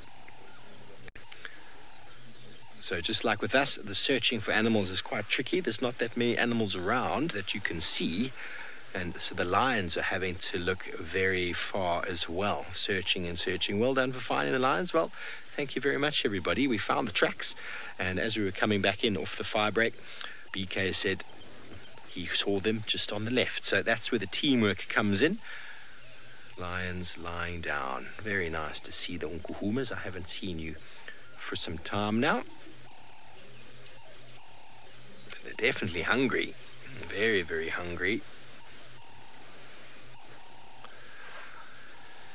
Sharon, I'm trying to look at the pride at the moment, and I don't know if Amber Eyes is here. I'm going to see who I can identify. the youngsters are getting so big now, it's becoming very difficult to determine or to tell them apart. Amber eyes I'm usually quite good at identifying, but there's one youngster, two youngsters with their heads up, the adult female at the back. I can't see my screen, BK. There we go. That's better. The light is right behind us. I can't see what BK is framing. Now I can. And you can see a youngster with a very pink nose, and then behind her on the left is an adult. I'm trying to see which one she is, though. I don't think it's purple eye. Could be. Definitely not amber eyes, though. Could even be the female with the injury on her hip.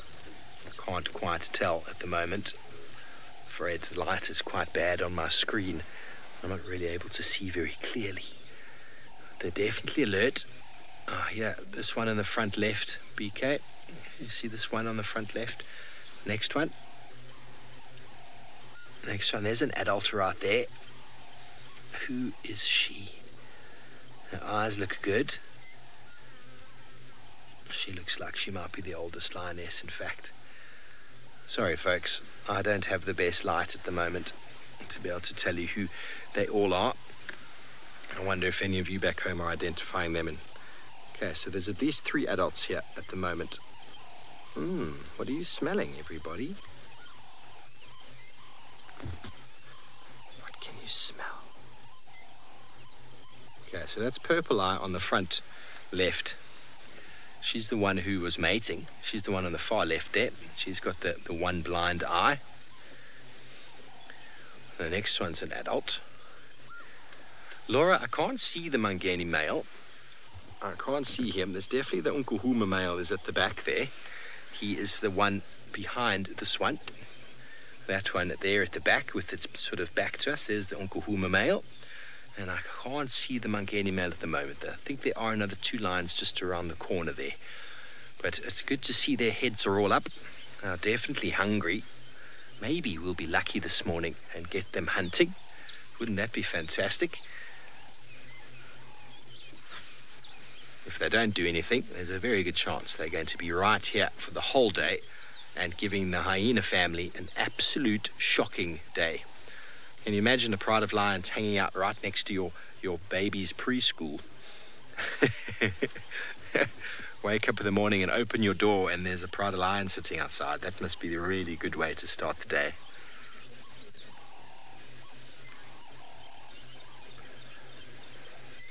Lauren, you know, there's one of the reasons hyenas will move dens is because of the presence of predators. The constant re-emergence of predators around the den is one of the causes that they might move. But I doubt they would do it while the lions are here. Hopefully it doesn't happen. I mean, the presence of Hukumuri and that other male, that skittish male, a few weeks ago, didn't seem to influence them at all. But if the lions stick around, then most certainly it'll cause them to want to move. But they wouldn't do it while the lions are watching, because that would just be silly. They'll end up getting caught, and well, there's no escaping a pride of lions when you're trying to carry a cub in your mouth, or cubs trying to follow you. The lions have got no qualms killing young hyenas, no qualms killing adults at all as well. And we know the Unkuhumas, they are formidable when it comes to hyena.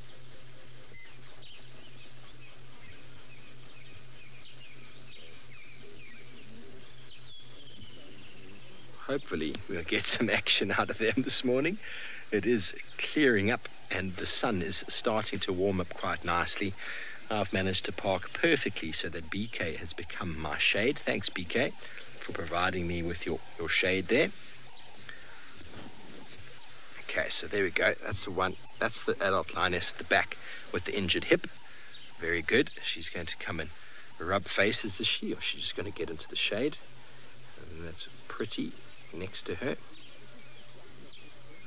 And then there's another adult next to her, which could be amber eyes. I'm not sure.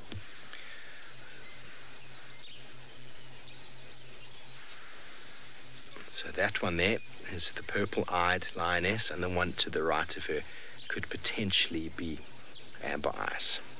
Everybody.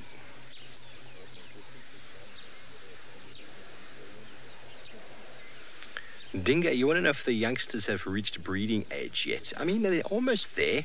Trying to work out in my head how old they are now. They were 15 months about 6 months ago, so they're definitely over 2 years. Female lionesses can start breeding younger than 3, but they don't generally do so. But it'd be interesting to see how the males interact with them. And also what starts happening is that young Nkuhuma male will start taking interest in his sisters, because they'll start coming into estrus, and you'll start getting very interested in them. So if you spend enough time with them, you'll start seeing him starting to smell and get a little bit too familiar with those he's very close with, and that'll often incur the wrath of the adults. But we'll notice that the avoca males will start giving lots of close attention to this pride when those youngsters are in estrus. But I think that's just a few months shy still, but I'm not 100%. I might be off with my maths now. I'm guessing. I thought they were 15 months halfway through last year, so they must be close to 3 at the moment. All of you back home, maybe you can correct me. It's amazing how quickly the months fly by here. I think they were 14 months when I started here. Correct me if I'm wrong, Lou. What do you remember? I've lost it. I don't have my ID kit with me at the moment, but I'm thinking they are 14 plus 12 months now, so that makes them probably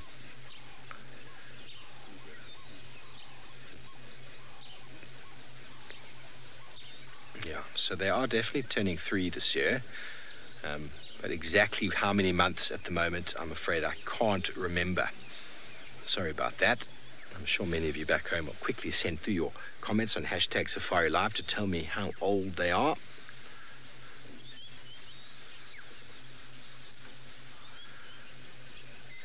So June, July and August of 2016 they were born, which is bringing them up to the 3-year mark, so not far away. But you can tell by the Nkuhuma male who's moved over a moment ago, he's still quite young. But it's amazing how as soon as they hit 3, how quickly that mane starts to grow. But he's still a little bit too underdeveloped, although he's looking far bigger than the rest of the lions in the pride. And when we do track them, it's often his tracks that we find, and we say there's definitely a male here. It's even a young male has got enormous feet, enormous shoes to fill as well, as he becomes a dominant male eventually down the line. And what will become of this lone Nkuhuma male? Will he form a coalition with the Mangeni male? Will the Talamati male come back? Or will he be left to a life of nomadic behavior as he tries to find other lions to assist him in his potential dominance? For now, they are all slowly putting their heads down and losing interest. If anything came walking down to this little watering hole, they would quite gladly probably try and snatch it up. It's one of those traits that lions are so good at. It's just falling asleep, seemingly completely unaware, but when they're close enough to a watering hole, it's the perfect ambush site. Puddle of lions.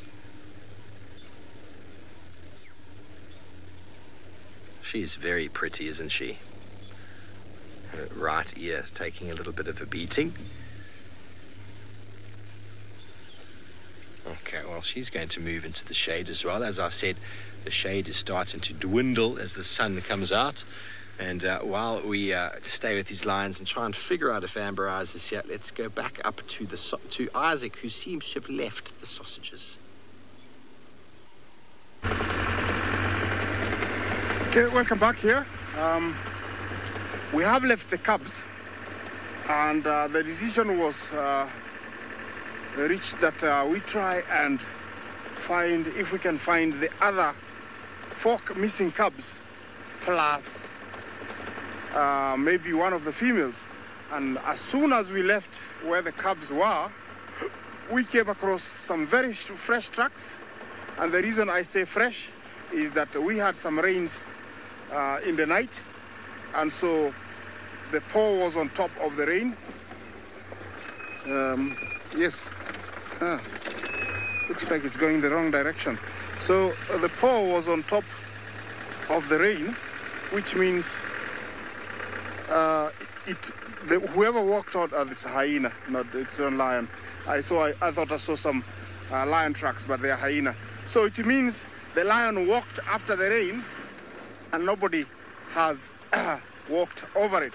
So I think, and we think, that there was a lioness where those cubs were.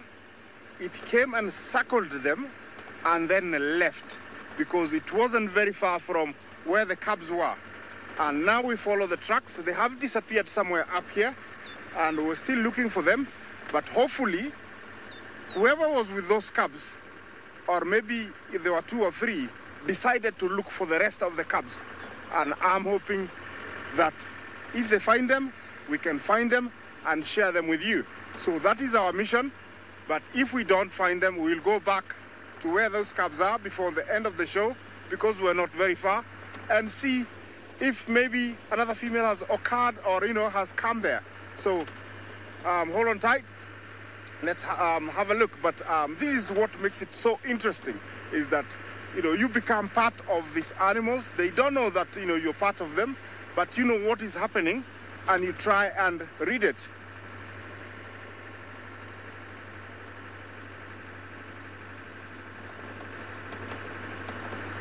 When it comes to cubs, you say, which is the most successful cub, pride.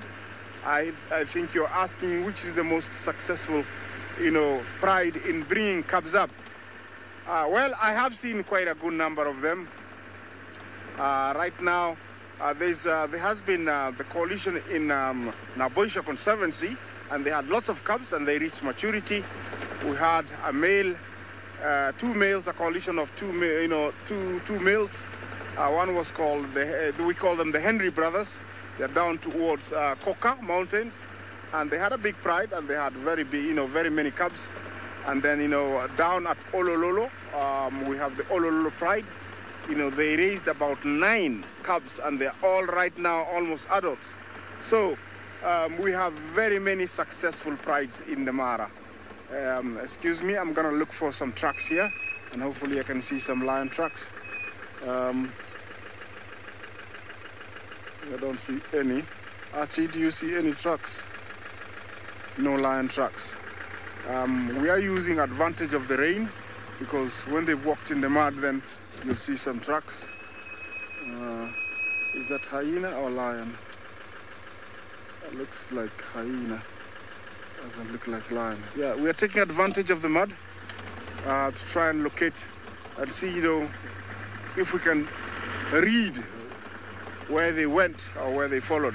So, actually, we have very successful prides in the Mara. I won't say one particular one is successful than the other, because it can be successful this time around and the next time it is not successful. So, I'll say they're all successful in their own way, depending on what's happening around. Yeah, today the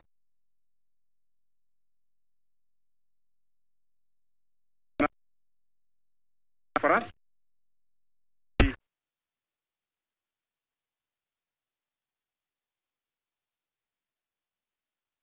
With you, she's gonna share water. It's flowing. Look at that. Yes, it has been dry. It was so stagnant and off to the right, and it was becoming murky and brown. But it's really nice. You see, it's changed the color. I think most of the dirty hippopo has gone. Yes, so it's quite nice to see the water flowing. Yes, While I continue on the mission to look for the females, let's send you to Steve with the Nkuhumas.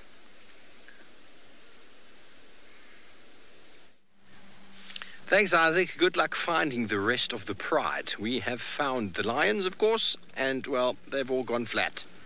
This is what lions do best in the middle of the day or in the morning. Sometimes we're lucky to find them in this time of day doing something exciting, but they definitely are hungry. Every now and again they pop their head up. Some sort of noise encourages them to have a little look around. Oh, there's at least another one hiding in the bush behind this one.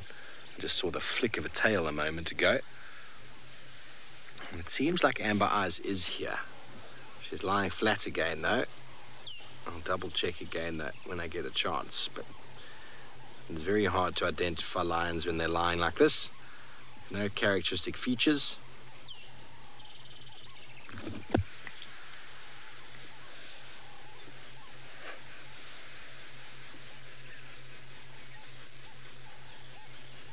And they've really been on a mission. Don't know how far south they would have gone, but everyone thinks of lions as these formidable hunters. It's amazing how unsuccessful they can be. They can go for hours without killing. They can go for a few days without catching anything. Some days they can catch repeatedly, and some days they're very unsuccessful. A lot of that's got to do with the conditions. The moonlight has a big impact, and the moon is quite bright at the moment. Another one is that the density of the bush makes it hard for them to find the prey, but also the scarcity. Ooh, hang on, what's going on?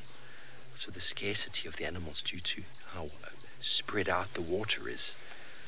See, now I think that is Amber Eyes on the right there of the screen. I'm not 100% sure at the moment. I thought that was her. It's a purple eye on the left.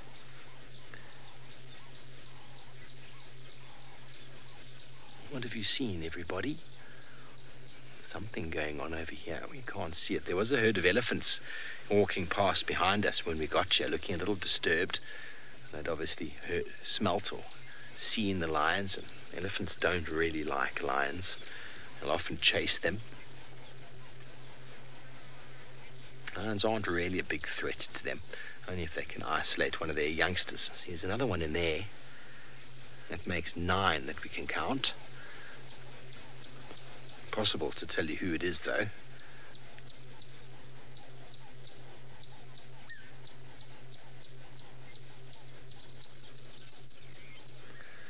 But lions can go for days without catching. I mean, they've only got about a 20% success rate when it comes to hunting. And the other strategy, or the other thing, can also be the inexperience of the youngsters. Seaman, I haven't seen a Telemarty male since I've been back. I don't know where he is.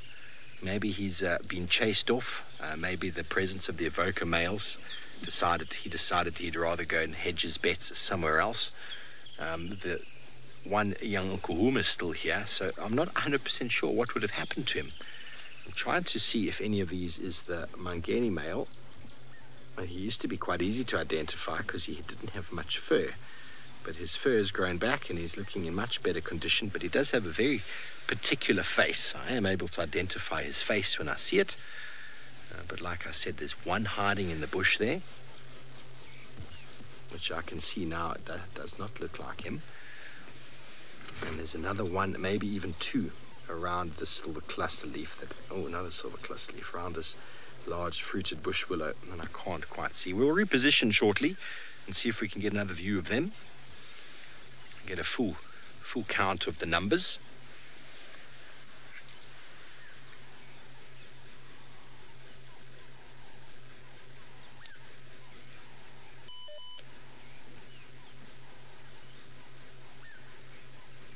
So full moons and bright lights will influence hunting.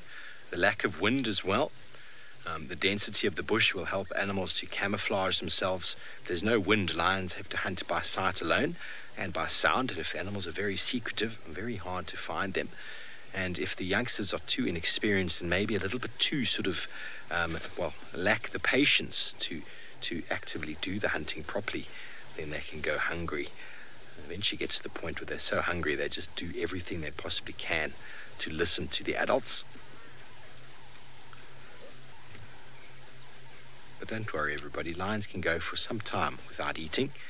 They are regarded as a starvation resistant, able to go for 2 weeks without eating. Not that they choose to.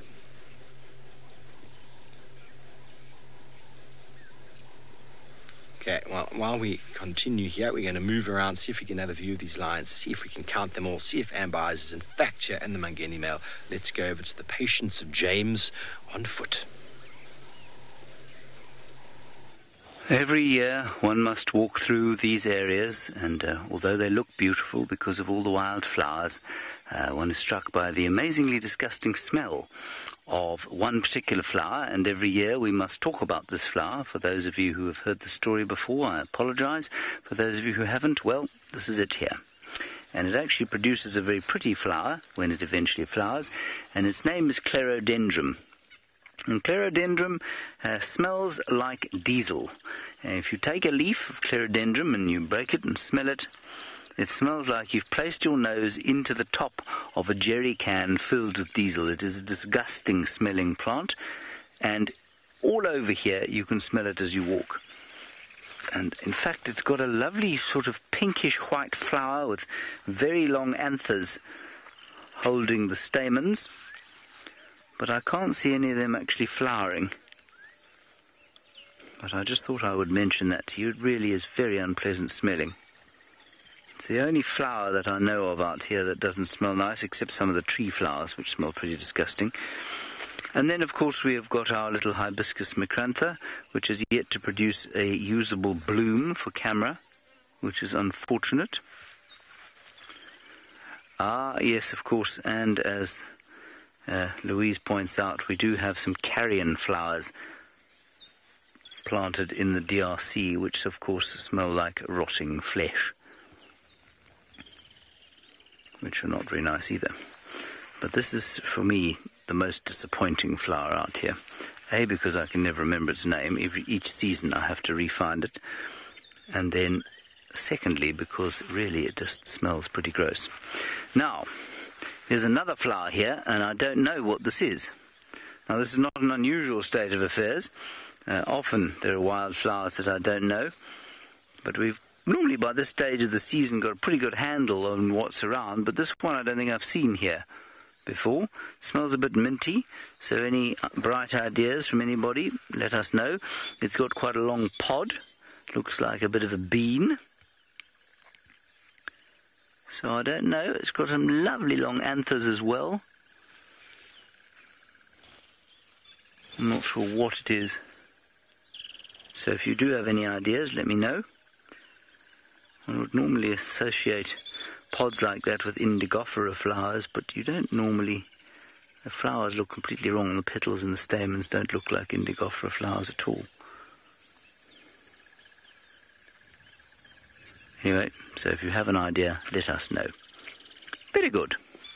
We have come down now towards the pans on Ingwe Alley, which is a road sort of it's pretty much in the middle of the reserve, and there's some pans there, and we're hoping maybe we'll pick up on Columbus tracks, given that the elephants scuppered our plans that side. Steve managed to find the lions that side, and so we're just going to go down here and see if we can't pick up some tracks at these pans. All right, Senzo, on we go.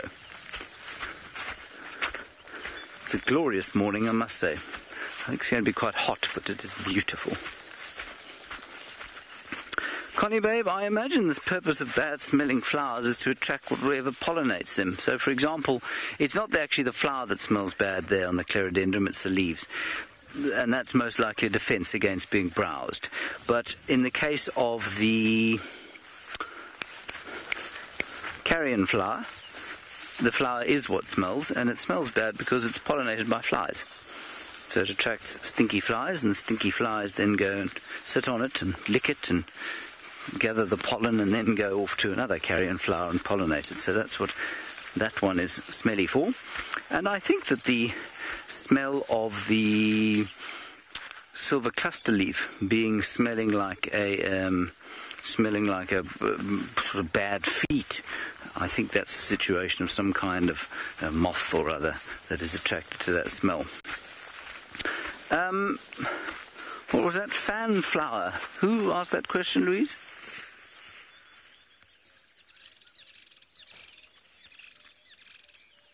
Just an 8-second delay, so... Handstar. Sandstar, you're wondering about the carrion flowers and whether they don't eat the flies. No, these ones don't. I think there probably are some flowers that smell like carrion. Remember, of course, because I'm using the English name, you'll probably find that there's an equivalent, totally unrelated species in other parts of the world. It's also called a carrion flower that might well attract flies so that it can eat them. But in this case, no.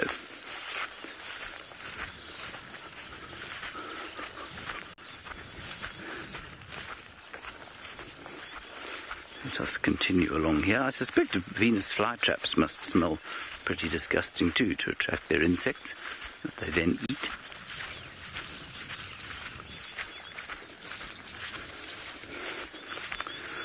Okay, we're getting down near the pans now. While we assess what's going on, let's go back to the Vov and the Inkupumas.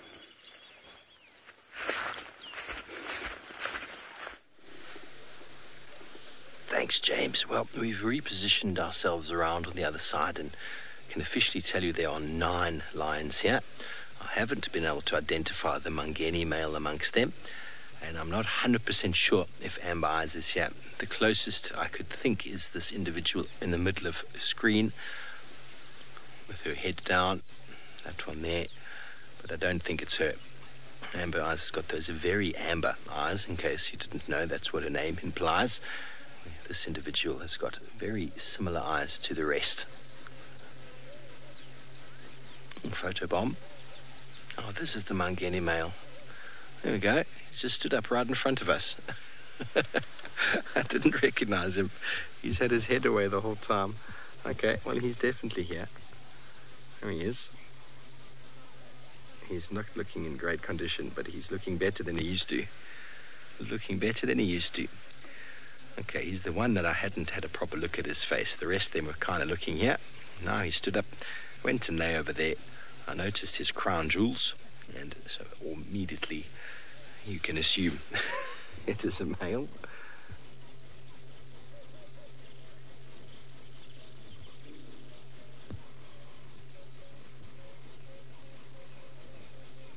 So we're missing a few individuals from the pride, including the Talamati male.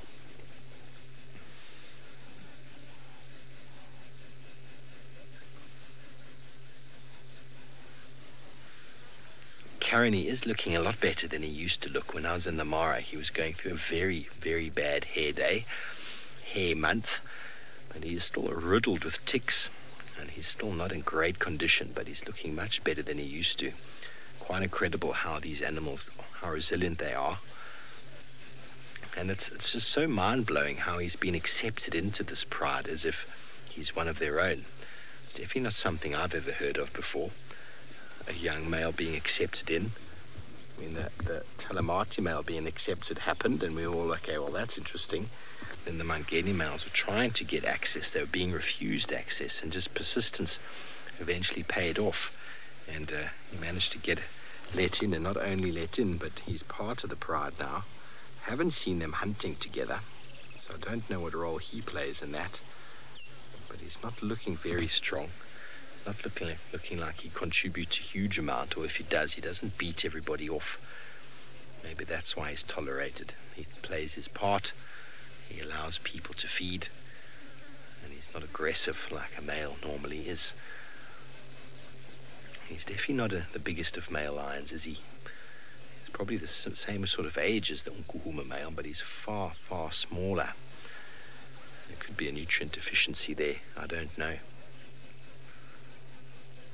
Obviously genetics involved. He's a different father, different pride altogether. But he is still alive. He's still doing his thing. He's now found some shade like the rest of them. There's only one still sitting in the sun, and I can tell you it is warming up quite quickly. It is going to be a very hot day here today. You'll probably hear a Land Cruiser there. We are not alone in this sighting.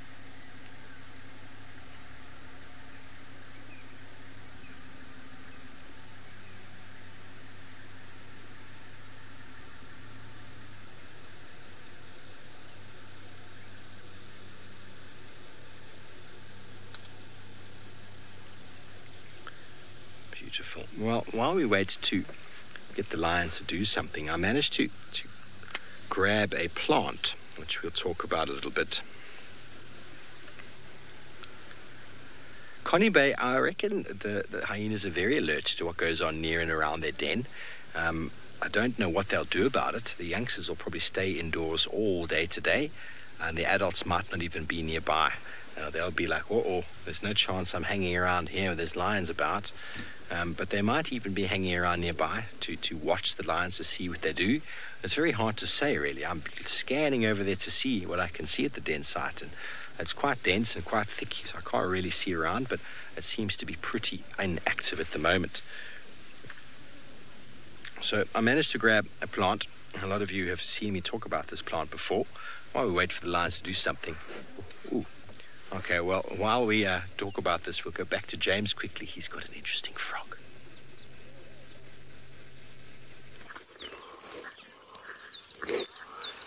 Look what we have found. This is magic. These foam nest frogs, they are mating. I can see at least 3 there. I'm looking through my binoculars. You can see the movement of the hind legs.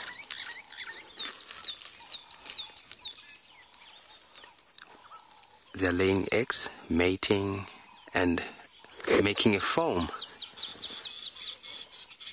At the same time, this is magic.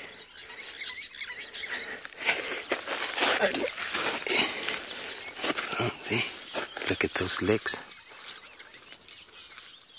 I actually see these nests all the time, but my first time seeing these foam-nest frogs making one. Look at the speed, and look at the size difference of the males and that female.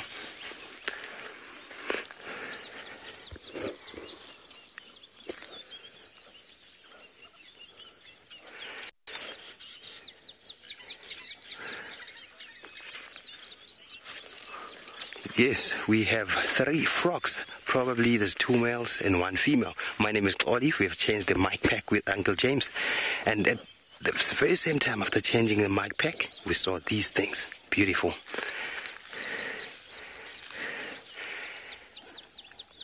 Beautiful. I can see... Senzo, how many you can see there? Because I can see 3 there. 3, eh? It's probably 2 males and 1 female.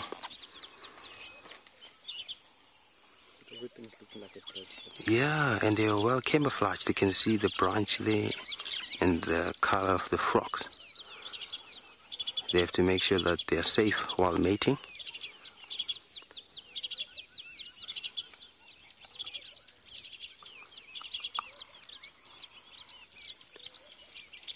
Look at that. And look at those bubbles there.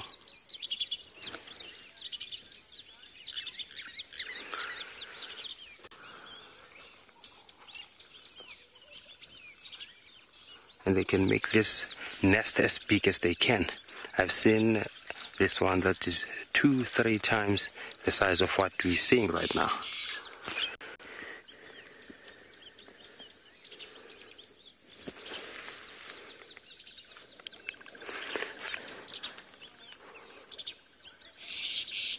This is magic. And look at the way they hold on to each other. They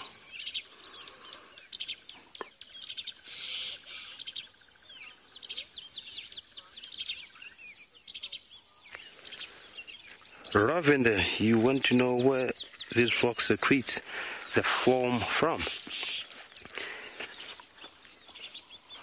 You can see they move their legs. I think they secrete the foam from their legs while mating, and then it's at the vaginal part, I can say, and then the cloaca, and then while they're secreting the foam, then they have to move their legs to make these bubbles, because they have to have this foam while laying eggs.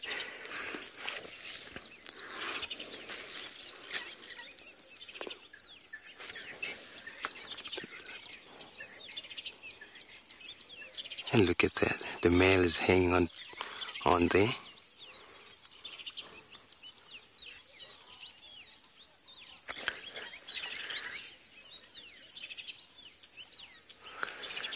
Lara more, how big are these actual frogs?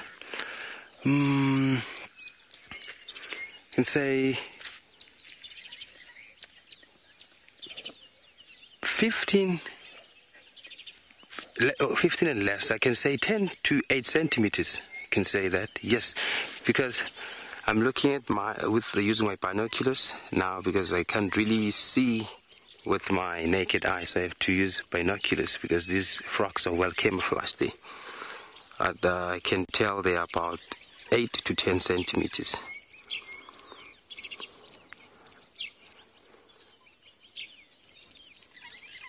And you know why they do this? These eggs must be protected from predators and from the sunlight, from drying out, because they have to be safe there, and then when they hatch, the tadpoles will go straight in the water.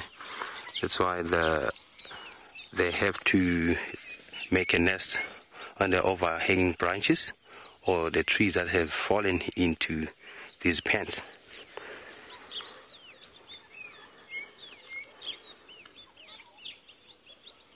And even the eyes, they are camouflaged, and look at the color of the eyes.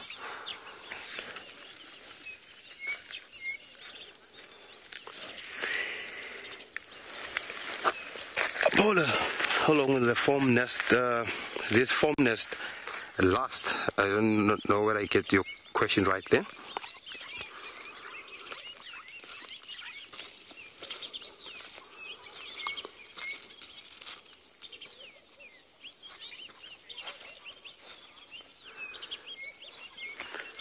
Yes, how long will it last? I think the foam nest, this foam nest, it will take a couple of weeks. I'm not sure of that, but I've seen one that lasted for about 3 weeks, if I'm not mistaken, because I didn't really count and I didn't read much about that, but they can last for a couple of weeks. And for this one here, I will mark it, and then every time I pass here, I will take a note of what is happening here. Then I will, because it's today, just 25th of February, and then I'll be coming each and every 5 days and check the progress of this nest. And probably you will see the tadpoles jumping from the nest to this pen, and that would be amazing.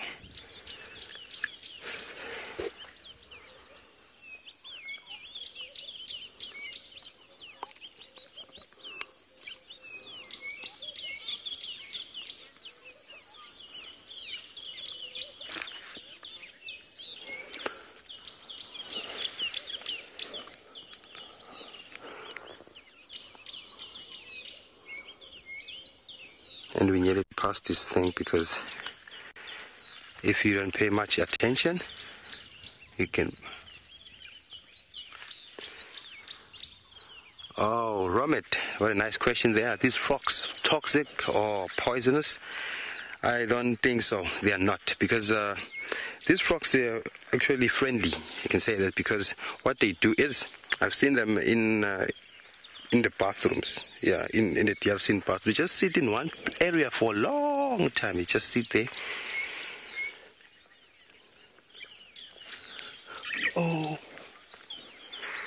Oh, actually not the frog, but the foam. I don't think the foam is toxic, but the foam doesn't look good to the predators, and I think it doesn't taste nice. But being toxic, I don't think so. And if it was toxic, it was going to affect these pens, I think.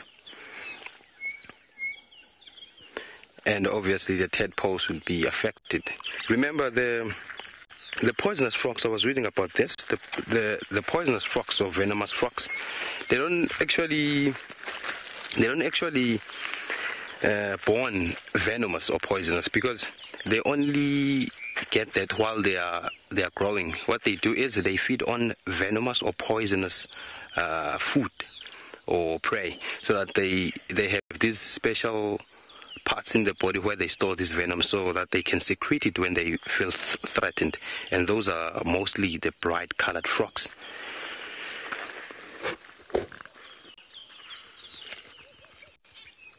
But I don't think it will taste pleasant. So while these frogs are making and preparing for the future frogs. Let's go to the youngsters that are already born.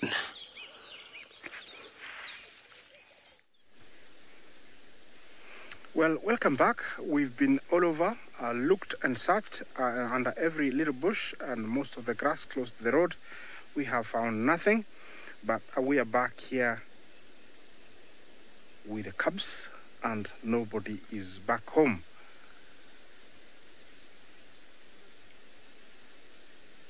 Well, just to tell you a behavior that I know that usually happens with lions is that, females will come and suckle their young and then head out to look for something. And once they've had their fill, they'll come back. And this is typical of exactly what should be happening. And because those tracks we saw earlier were not very far from these cubs, and they look quite full, I think, whoever came here, gave them enough milk, and now they've gone to find something to eat. So these guys are not starving. As you could tell, they were playing earlier, and they're very chubby, so they have drunk milk. So all is well. Now it's a matter of finding the females and the other cubs to make sure that they're all okay. I hope they're all okay, because for sure, those tracks are not very far, and so these guys are okay. I'm actually now I'm much happier. I was a little bit confused, but now I'm much happy. You can tell, they have no worry in the world, and they're gonna continue playing until it's very warm. Then they're gonna go rest. But their mom, who I think is not very far, might end up coming later on to give them more milk. And usually that is typical of lion behavior, where they hide their young ones, go hunt, come back, go hunt, come and give them milk, stay with them for a couple of hours or a day, and then go back. It's very typical.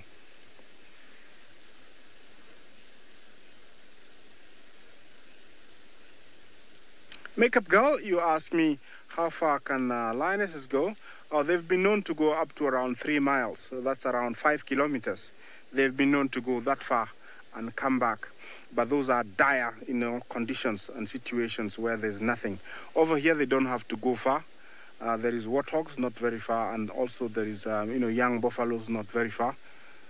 So they don't have to go very far here. So, but in dire or, very desperate situation, they can go up to 3 miles away from their cubs.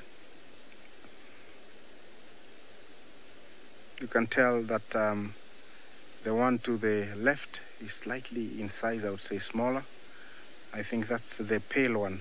He's actually much paler. He's lighter colored than the others. He's trying to balance on a rope, on a log. Yeah, so cute. Hey! Yeah. Right now, most of the energy or calories are burnt, playing. Yeah, that's a female, you can tell. Yeah, look at those paws, quite big. Yes, those paws are so big for little guys. Hey! And so strong, you can tell. That little push just pushed everybody, out. That's a female, you can tell. From a very early age, cats are some of the few animals that many people can identify which is a male or female, because when you look, underneath the tail of a male, usually you'll see the testicles or the gadgets, and the female, doesn't have the gadgets. So, you can tell, by looking at under the tail, and that one is definitely a female.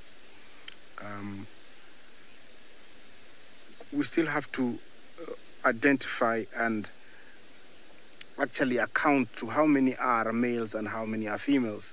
This guy is really, really enjoying the sun.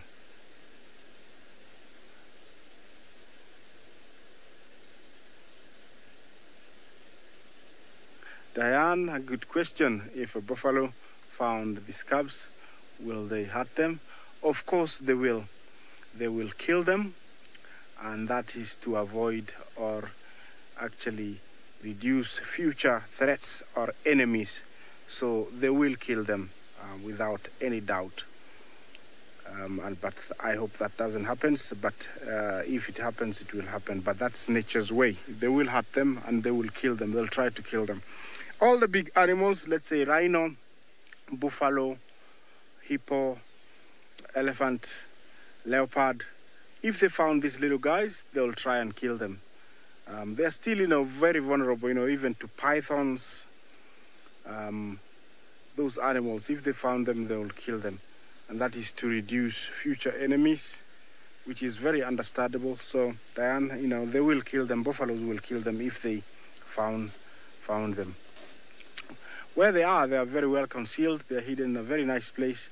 And in case of danger, they know where to go. There is a nice little place where the others have disappeared.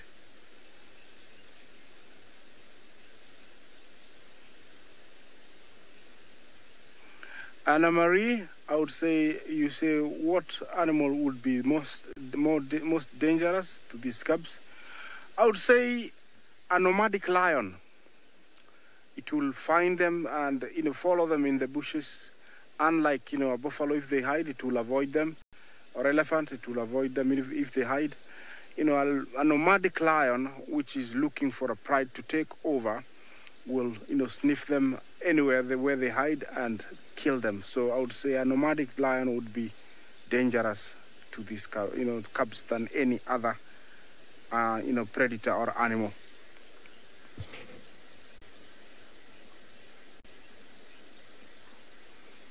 Yeah, you can tell they are retiring into the bushes. I think the sun has gotten the better side of them, and now they are going to have a rest in the shade. And because they've gone, I'm going to continue on. Let me turn you to my colleague Steve and see what the Nkuhumas are doing.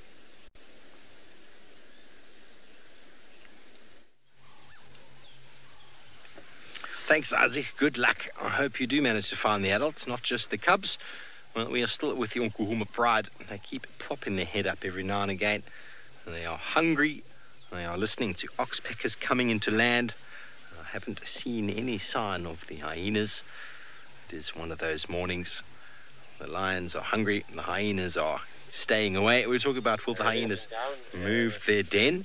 And basically think about it as if you lived in a neighborhood that saw severe crime or whatever it might be. You start deciding that the real estate might not be as comfortable as you'd like it to be. So there's a good chance you might want to move. And we've had lions now. We've had at least 2 hyenas, that are 2 leopards that we've seen. That's above. That's not everything that's possibly come past. So who knows? Will they change? Is this normal? I mean, we do know that the Djuma den stayed at the last den for some time after being attacked, after Corky was attacked by that male lion. But for now, they are very, very flat. So I thought I would interest you all in a little bit of a sort of plant that I have gathered on my dashboard for now. Seeing as the lions are very flat, if they do anything, I promise we go straight back to them. But I've got a wonderful plant called the abutilon, also known as elephant's ear. You can easily see this beautiful shape over here, elephant's ear. And well, it's a very nice plant. I know I've spoken to you all about it before as the preferred toilet paper out here in the bush. It is a very nice 2-ply toilet paper. It's nice and soft, nice and gentle on the bottom. Not that I've actually had to try it yet, but if you just feed it, very, very gentle. And the leaves form as another role as well. You can actually eat them raw, or you can cook them to cure any sort of hiccup that you might have. Somehow they're able to cure hiccups. And the leaves themselves, if cooked, develop a mucilage inside, which is actually good for any digestive system problems. And so that can be ingested and eaten. You can actually cook the leaves with oil and add some ground nuts and cook it up like you would do a spinach, and then eat it with any sort of ugali or maize meal or any local traditional food that you might want. A very nice substitute out here, quite high on the nutrient scale. The flowers, I don't have one here, but a beautiful yellow flower pollinated by bees. And the roots themselves are quite useful as well. I've gone and I've started dissecting one of the roots. I've physically pulled this entire plant out the ground. It was just one sample. There were many of them, but the roots are peeling off very, very nicely. And the powder, if I can get these roots off and then dry them and then break them up into powder, can actually be applied to any burns that you might have on the skin. So add them into some ointment, and very nice sort of ointment for any burns that you might have. Okay, so that is the roots of the plant. And then the stems themselves you can harvest. And once you remove the leaves. You can see I've removed the leaves here on all of these stems. The stems, when they're dry, are actually quite useful as tinder when in fire, starting a fire. But what we can also do with these is I can soak these in water overnight. That's the best way to sort of harness the fiber that this plant will provide. And then after soaking, strip the bark off and separate the inner bark with the outer bark. And with that can actually be made a very nice sort of twine, very nice rope, which can be used actually for cloth and also for tying things as need be. You can see over here that the bark is stripping off. It's not the best fiber in the world. You see how it strips off over here. Obviously, I want to rather, once soaking it, it comes off the wood very nicely there. You see it strips off nicely, and then you either roll it along the leg or along the thigh to form it into coils, which then can be extended and added to the bundle. But as I said, the leaves are edible. So shall we? BK, would you like a leaf? BK is not shy. BK is not scared to eat them.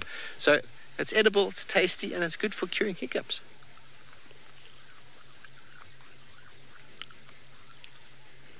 Ravinda, what the bush has to offer is always very wonderful. Indeed, it actually tastes a little bit like buffalo thorn, a little bit more fibrous than buffalo thorn. But very good. Not bad at all. I can imagine these just blanched slightly, either blanched or fried a little bit with some oil, add some ground nuts, and you really get some really nice flavors. What do you think, BK? Give a thumbs up there. Yeah? There's definitely better vegetables out there, but on a scale of 1 to 10? 6 or 7, eh? 6 or 7 out of 10. Not as good as the sweet buffalo thorns that we get. Well, lovely. So we can sort out all sorts of ailments with that. I mean, hiccups, any burns on your skin. You can make yourself something, a nice little bit of cloth or some twine, anything you want to from the bark. And you can also make fire out of the sticks once they're dried and useful. So I've collected a whole lot of leaves over here, and I'm going to take them back and have some for breakfast. How's this? Here we go. Breakfast of champions right there. And this was just one small plant. So there's an enormous amount there. And if we don't need it for breakfast, we can leave this in a bowl next to the toilet. So anybody who happens to need to go to the toilet can use a very nice, environmentally friendly toilet wipe. And out here in the bush, with all these bush stops that everybody has with the coffee stops, especially ladies who generally need to wipe. Guys, if they need a number 2, obviously, wiping is a good idea. But ideally, we could use these rather than leaving toilet paper all over the bush, which is such an eyesore. Really eyesore. And Lou says, make sure to check that there's no hairy caterpillar, because you don't want to be wiping a hairy caterpillar on your nether areas, on your private parts, because, well, that won't be ideal, will it? Excuse me.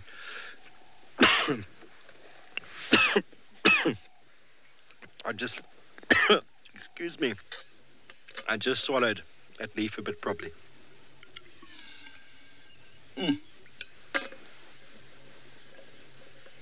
Sorry, Sharon, I just had a last bit of that leaf that caught in the back of my throat. Sorry, Lou, I just didn't get the beginning of Sharon's question. She said something about vegetables here. I'm not sure which vegetable she's talking about. Whew. I nearly gave myself hiccups there. The opposite of what I was aiming for. You know, when you just get that little bit of a sharp vegetable catches in the back of the throat. Of course, Sharon, wild vegetables right here. We've got the butylon right here, the elephants here, the buffalo thorn right here in front of us. Nice leafy fruit. There are many vegetables on the African continent that aren't well known to Westerners, and it's not very well known to me either, many of them. And I'm trying to find them all. There's lots of tubers. There's potato-like plants that are definitely around, but slowly as we're going along, I'm trying to find them all out and trying to taste them, eat them all. But there are an enormous number of wild vegetables on the African continent that have never reached sort of commercial value. And it's ideal if we start harnessing that. When I did my medicinal studies, I know my professor was looking at vegetables in Africa and trying to get them to sort of expand, because they grow naturally in Africa. They've got natural sort of pests and natural pollinators as well. They're not weeds. Most of the vegetables... sorry, that I think it's better if we cook these leaves. They're a little bit hairy, gone down my throat. It's kind of catching. How about you, BK? You surviving there? You're surviving. So, tasty, indeed, but just make sure you swallow them properly so you don't choke. That's what I'm going through, yeah. Well, back over to the lions. Let's see what you've missed. Absolutely nothing. They are still flat, doing what they do best. And I was just trying to find out some more information as well about this plant. And other uses, I'm going to talk about the cordage, how it's possible for weaving. It's not the best of fibre, though, because it's quite short. It comes off in small little pieces, but by connecting them together, you can make it into quite a useful coil of rope. And there was one more medicinal property that I was looking at. So the roots can be boiled, and you can drink the liquid twice a day for treating any coughs and pneumonia. So not only can you use the roots as a powder, but you can also drink it for pneumonia, any sore throat you might have. And apparently, if you have heartache, I don't really know what heartache means, but I suppose it's got something to do with pain in the chest. You can also drink an infusion of the roots, and that can assist in any heartache. Have you had heartache lately, Mr. BK? He's never had heartache. Sometimes the words that are given in medicinal books and medicinal sort of literature about some things, it always makes me laugh, you know. It always makes me laugh. Heartache. What exactly is heartache? Heartache is when your lover has abandoned you and you're crying. So drink this and it'll make you feel good again. That must mean there's some form of euphoric sort of properties to it. I don't know if you can get this butterfly here, BK. It's just landed on the buffalo thorn in front of me. It's a very pretty butterfly. Directly in front on the buffalo thorn.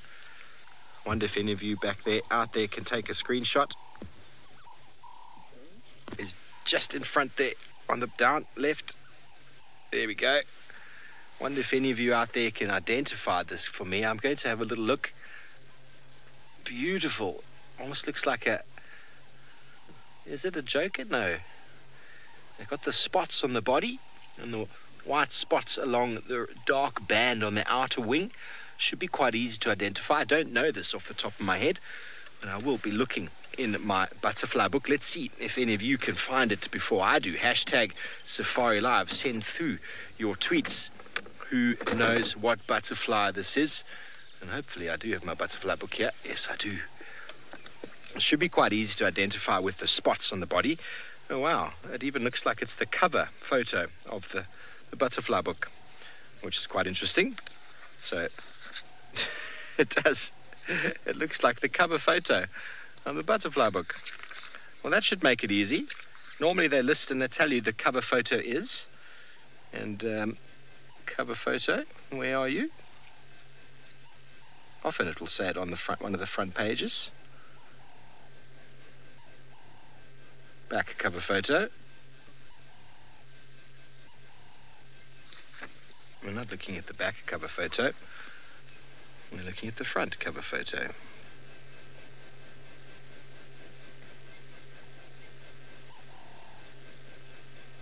Well, if any of you can tell me what it is, see if you can get it in before I find it.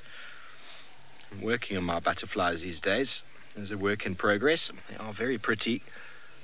And he's busy pollinating, it seems, one of the buffalo thorn flowers there that's coming out late after the rains. Most of the buffalo thorns having already flowered and fruited. And now with the late rain, flowering and fruiting again. Well, while we wait for you to get in your answers about this wonderful looking butterfly, let's go up to the Masai Mara once again with Isaac, see if he's had any luck finding the adults. Welcome back, everyone. And we've come across this huge herd of buffalo, which is actually the main source of food for the sausage tree pride that reside around this area. Their behavior, as you can tell, they were raising their heads and sniffing around, caused us to investigate more, and during our course on investigation, we picked up this lone lioness. So she is very curled up behind this termite mound, I think for two reasons. She's very vulnerable to this big, this big herd of of buffalo. At the same time, she's enjoying the sun. You can tell this, her fur is all scruffy.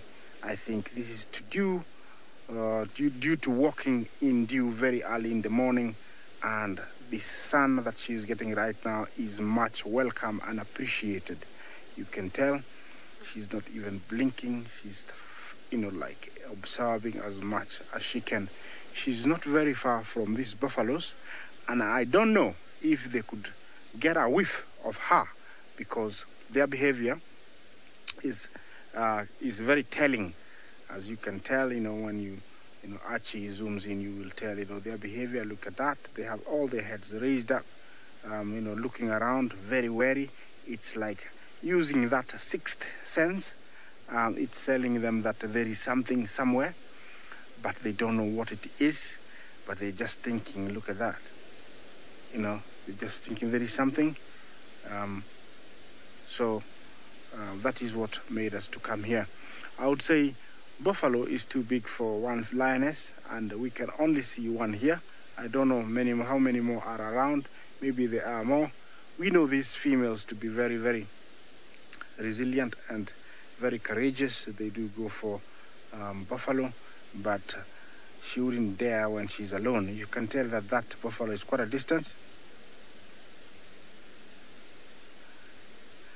Yes, it looks like, all the buffaloes are very wary. They're being very careful. Yeah, somebody says, looks like she's used gel in her skin and her fur. Well, it does look very scruffy. I don't know if that's how, the hair, when you use gel, looks like. I have a very interesting kind of hair. Very, very curly and very hard, like steel wire. So, and I don't use gel, so I don't know. Maybe it looks like she's used gel. But I can tell the sun is very much appreciated. I can imagine how she's feeling. Sometimes I lie flat out in the morning sun like this, and I feel like I'm in cloud nine. I think she feels the same. The only thing that tells us she's alive is the twitching of the ear. And now all the puzzle that we've been trying to unravel has been finally broken. We saw some tracks earlier before we saw the cubs. We followed them, we lost them. We found the cubs, and there was no adult close to the cubs. Then we left the cubs, went to investigate more, and we found some more tracks. And after finding more tracks, we lost them again, and then we went back to the cubs, and there was nobody back at the cubs, and we have left the cubs and saw the buffaloes, and now they've told us that this lioness is here. So conclusion is she went, suckled the young ones very early in the morning, and then that was a nice shot, Archie. Yeah. So she went, suckled the young ones, and then left because the tracks were not very far. These are Cape buffalo, a very aggressive, a very unpredictable herbivore, very fast, and those horns can do serious harm. This is one of the big threats to lions. They do kill quite a number of lions.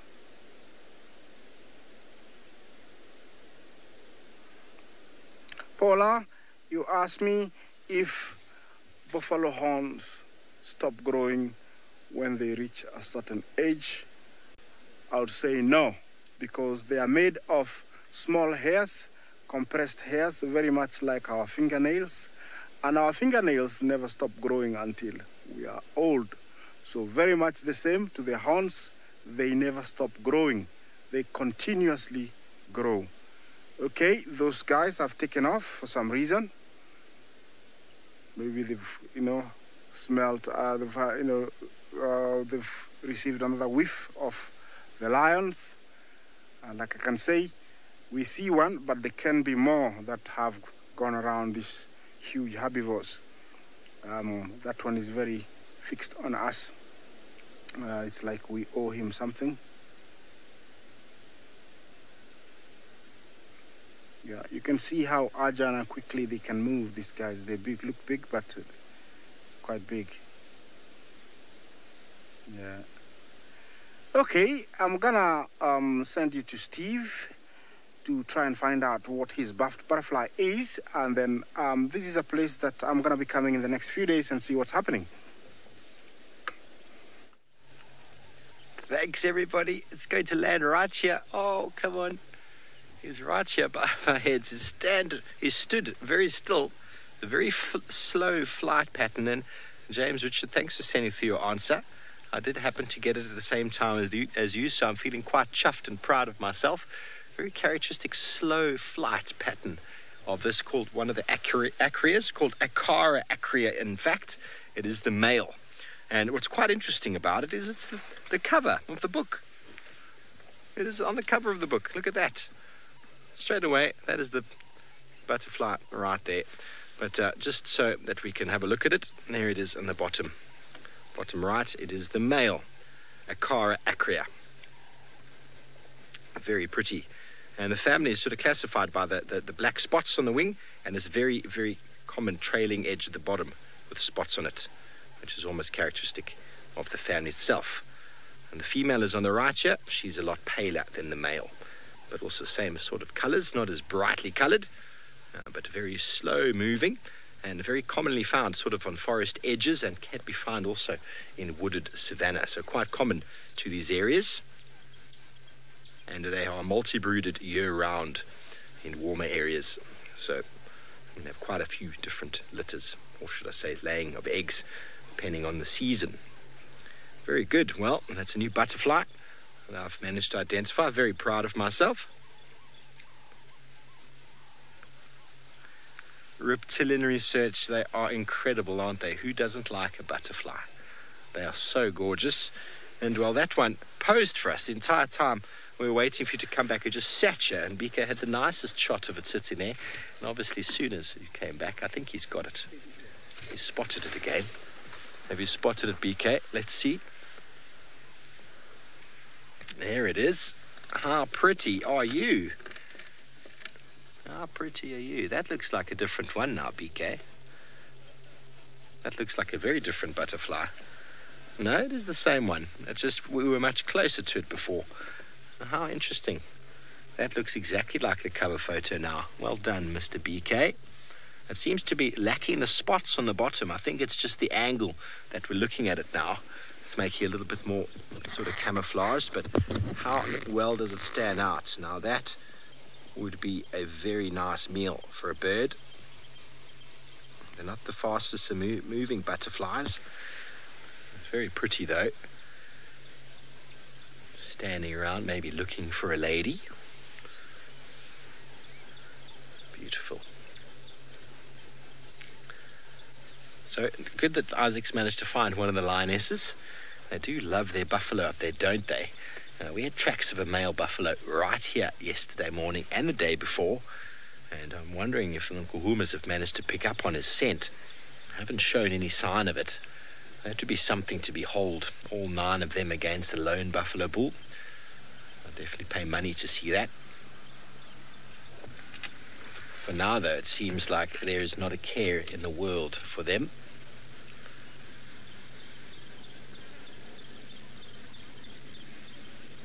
Sydney spent the afternoon with him yesterday flat, and well, again we have them flat. It's amazing. Obviously this time of year in the summer months they do not move at all during the day. It's just too much energy. The nights are still quite long, so there's plenty of time at night to do their moving around, so they're very inactive by day. As you've noticed, winter months we might see them a little bit more active during the mornings going into the daytime. Obviously food dependent. There's a lot of energy to walk around in the heat, but when your hunger is driving you, encourage them to do so. Hello, James. You want to know how long lions live for? Well, 15, 16 is probably about the oldest a female gets to in the wild. I've never known of one being older than that. It's possible it has happened, but males don't generally get past 10. Maybe 11 years old, because there's just so much competition with males. Males become dominant about the age of 4, and then they generally will hold, the Kruger Park average is 4 years that they'll hold the pride territory for, when they stay in a coalition. And after that, they either get displaced, become nomadic, or get killed in a fight. So you don't generally find male lions older than 10, 11 years old. It's possible they are around, but they don't generally do very well.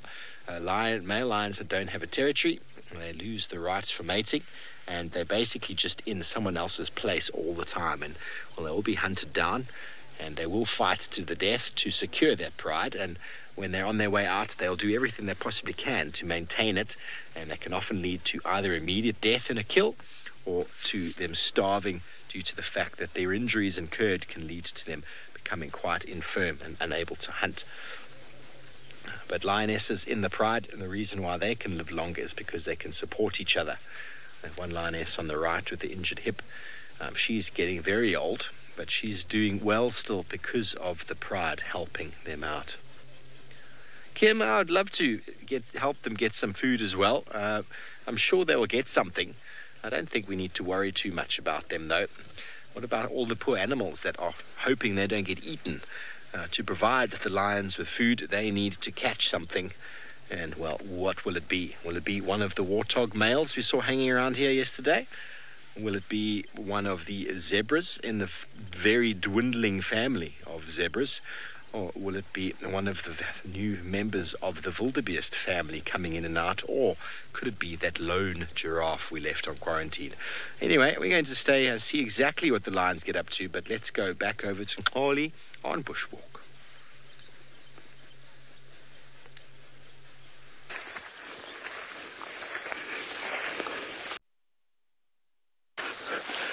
Not tracks yet.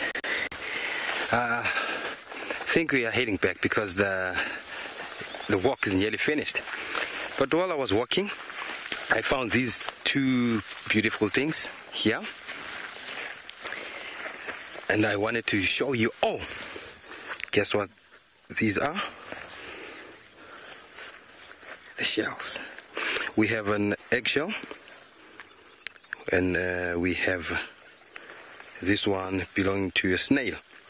And if you can look at the if you can look at the thickness of between these two, this one belongs to a francolin and this one is a snail.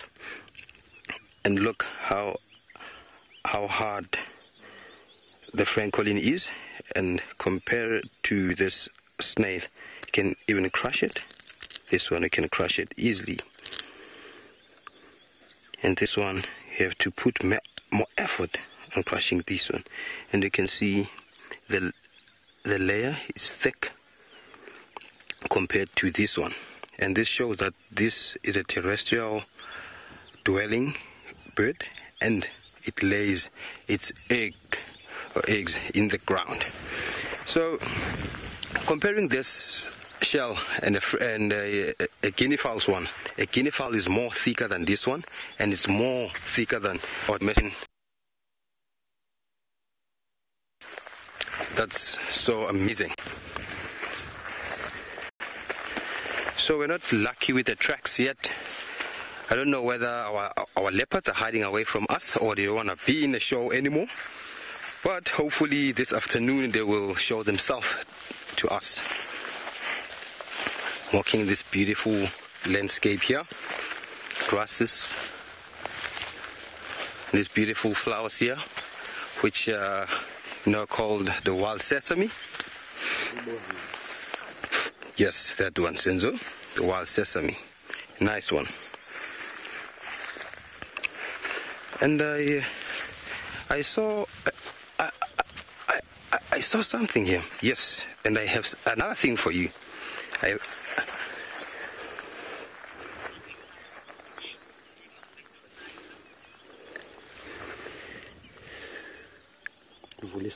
Did you get it? Actually, let me hold it like this because the wind will disturb it. And look at this. This one is called an antlion, but the adult stage of an antlion. And it's easily confused with dragonfly because of the body structure and the wing structure. But if you can check here, if you can check the wings, they are folded against the body. That's how you will differentiate between an antlion adult and a dragonfly. And if you can check the eyes there, they are smaller than the dragonfly. The dragonfly eyes they occupy a lot of space in the head, and they are bigger than this one. And they are more bold, I can say bold than these ones, more fat than this one. And they have a bite. Hey, they have a nasty bite, this one, because they don't have a proboscis. They only have the mouth parts.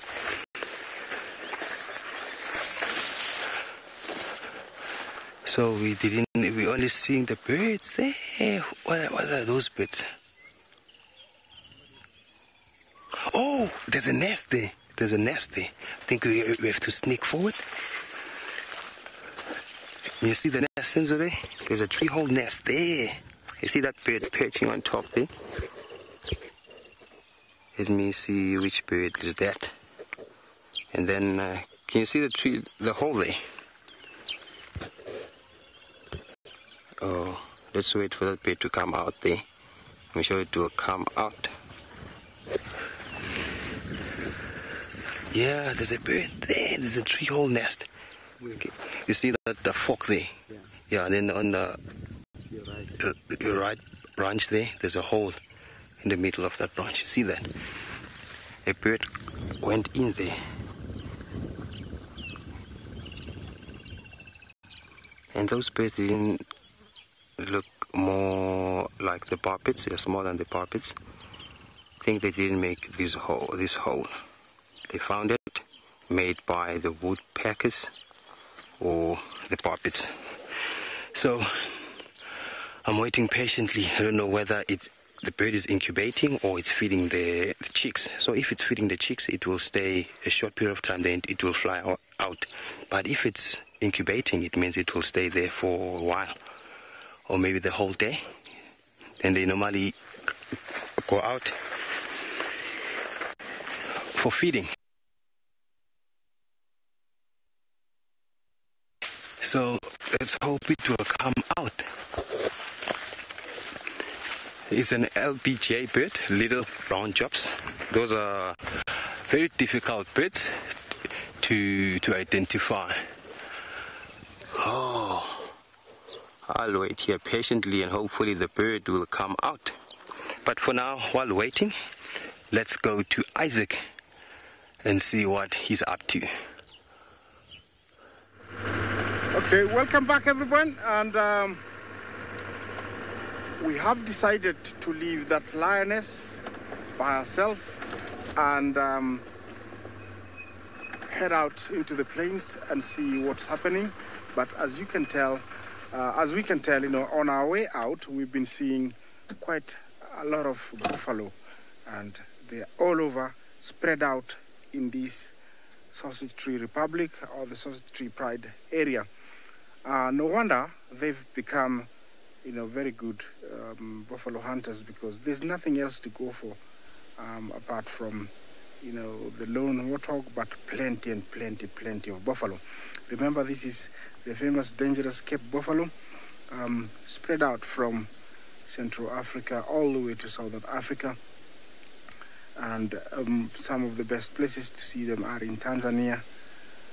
An animal that depends highly on grass and water every day. So wherever there is plenty of water and plenty of grass, you will find them. And here they have a prime estate with plenty of grass. That little one in the middle there is a good size for that lone lioness, but to get through those hooves and horns is next to impossible when she's alone. So I'm thinking that, you know, she might have to wait for the rest to come, or either go for, you know, smaller game like warthogs or Thompsons, if she can find them. Yes, you hear that sound? You know, that's a bird called yellow-throated longclaw. Yeah, kiwi. Yeah, really beautiful. Yeah, it's a sea of grass everywhere, and you can tell how high the grass is. Those buffaloes are sitting down. I would say here it's short water because you can see most of them, most of their bodies. But yes, the grass is very, very tall, making life very difficult for most of the predators because they need to be able to see what they are going for, to be able to hunt it down. But yeah, in this case here, the grass is very tall, makes it very difficult for the lions. Otherwise, it is plenty of food for the rest of the herbivores, and I can't wait to see the migration in June. Usually they are our natural lawnmowers. They come and take care. Yes, you know, they are our lawnmowers. They come and eat all the grass. Yes, those, you can see how low the clouds are. I think we might get some rain in the afternoon, the localized rain. Those are clouds. I think, you know, they were so low and they touched the escarpment and there's no wind, so they're stuck there. And if they gather, become thicker, we might get rain early. Already the sun is getting too hot, so it tells me that we might get some rain later on, which is always welcome. Rain is welcome for me because, you know, everything looks green, everybody's happy. Can be a little bit difficult driving around, but what to do?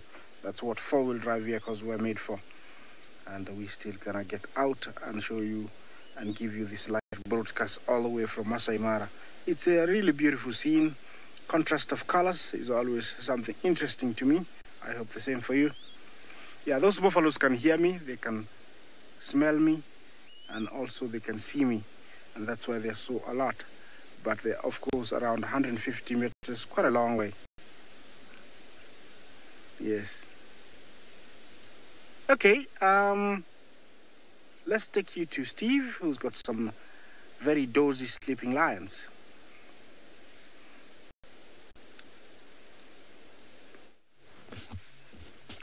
Thanks, Isaac. Go home and enjoy yourself some breakfast, something the Nkuhuma Pride are dreaming of right now. Breakfast. There's a little bit of a cuddle session happening now. As the one adult who I thought possibly was Amber Eyes is now turned all the way over, rolled onto the other side. What was that? Something landed at the back there. Can you go back behind the tree at the back there, BK? Left. Now just push in there. Behind. Up. There's a bird just landed there on the tree at the back there. Looked like a cuckoo. Oh no, I can't see him on the frame. I just saw him on my binoculars. Oh, he's gone now. Sorry, it was some excitement. Nice to see cuckoos. We don't see them enough. I wonder if he knows that there's lions lurking nearby. I've been training my eyes onto the den site, which is still kind of visible from here, but there's a little bit dense there. I haven't seen anything. Would you think those cubs would have known that yesterday, after running up and down, having all sorts of fun and games, that 12 hours later there would be a pride of lions lying 40, 50 meters from where they'd been running around? That's why those very small youngsters don't venture very far at all. They're always within reach of the hole, always within reach of escape, because you never know when there is a lion pride or a leopard lurking in the distance, or in the extremities of your den itself. Something that they will learn, something they'll eventually get big enough and strong enough to follow mum around. But until then, I think they would like to stay very well clear of the Nkuhuma Pride. Nkuhuma Pride, not at all concerned about hyenas this morning. They would like some breakfast. And, well, hopefully they're going to be here in this exact same spot this afternoon for Safari Lives. I will be making sure that everybody knows exactly where they are. There's a good chance they're going to move to find a bit more shade, but probably just a little bit closer to the pan over there where the hyenas are also very close to. Well, everybody, thank you so much for joining us on this wonderful morning. We are blessed to have spent time with the Nkuhuma Pride. Thanks for indulging me with some medicinal magic. I hope you had a good morning. Thanks to James and the Bushwalk team, as well as Isaac up at the Mara. Thanks to FC and everyone for joining us. All your questions, comments are always welcome. Have a beautiful day and see you later. Goodbye.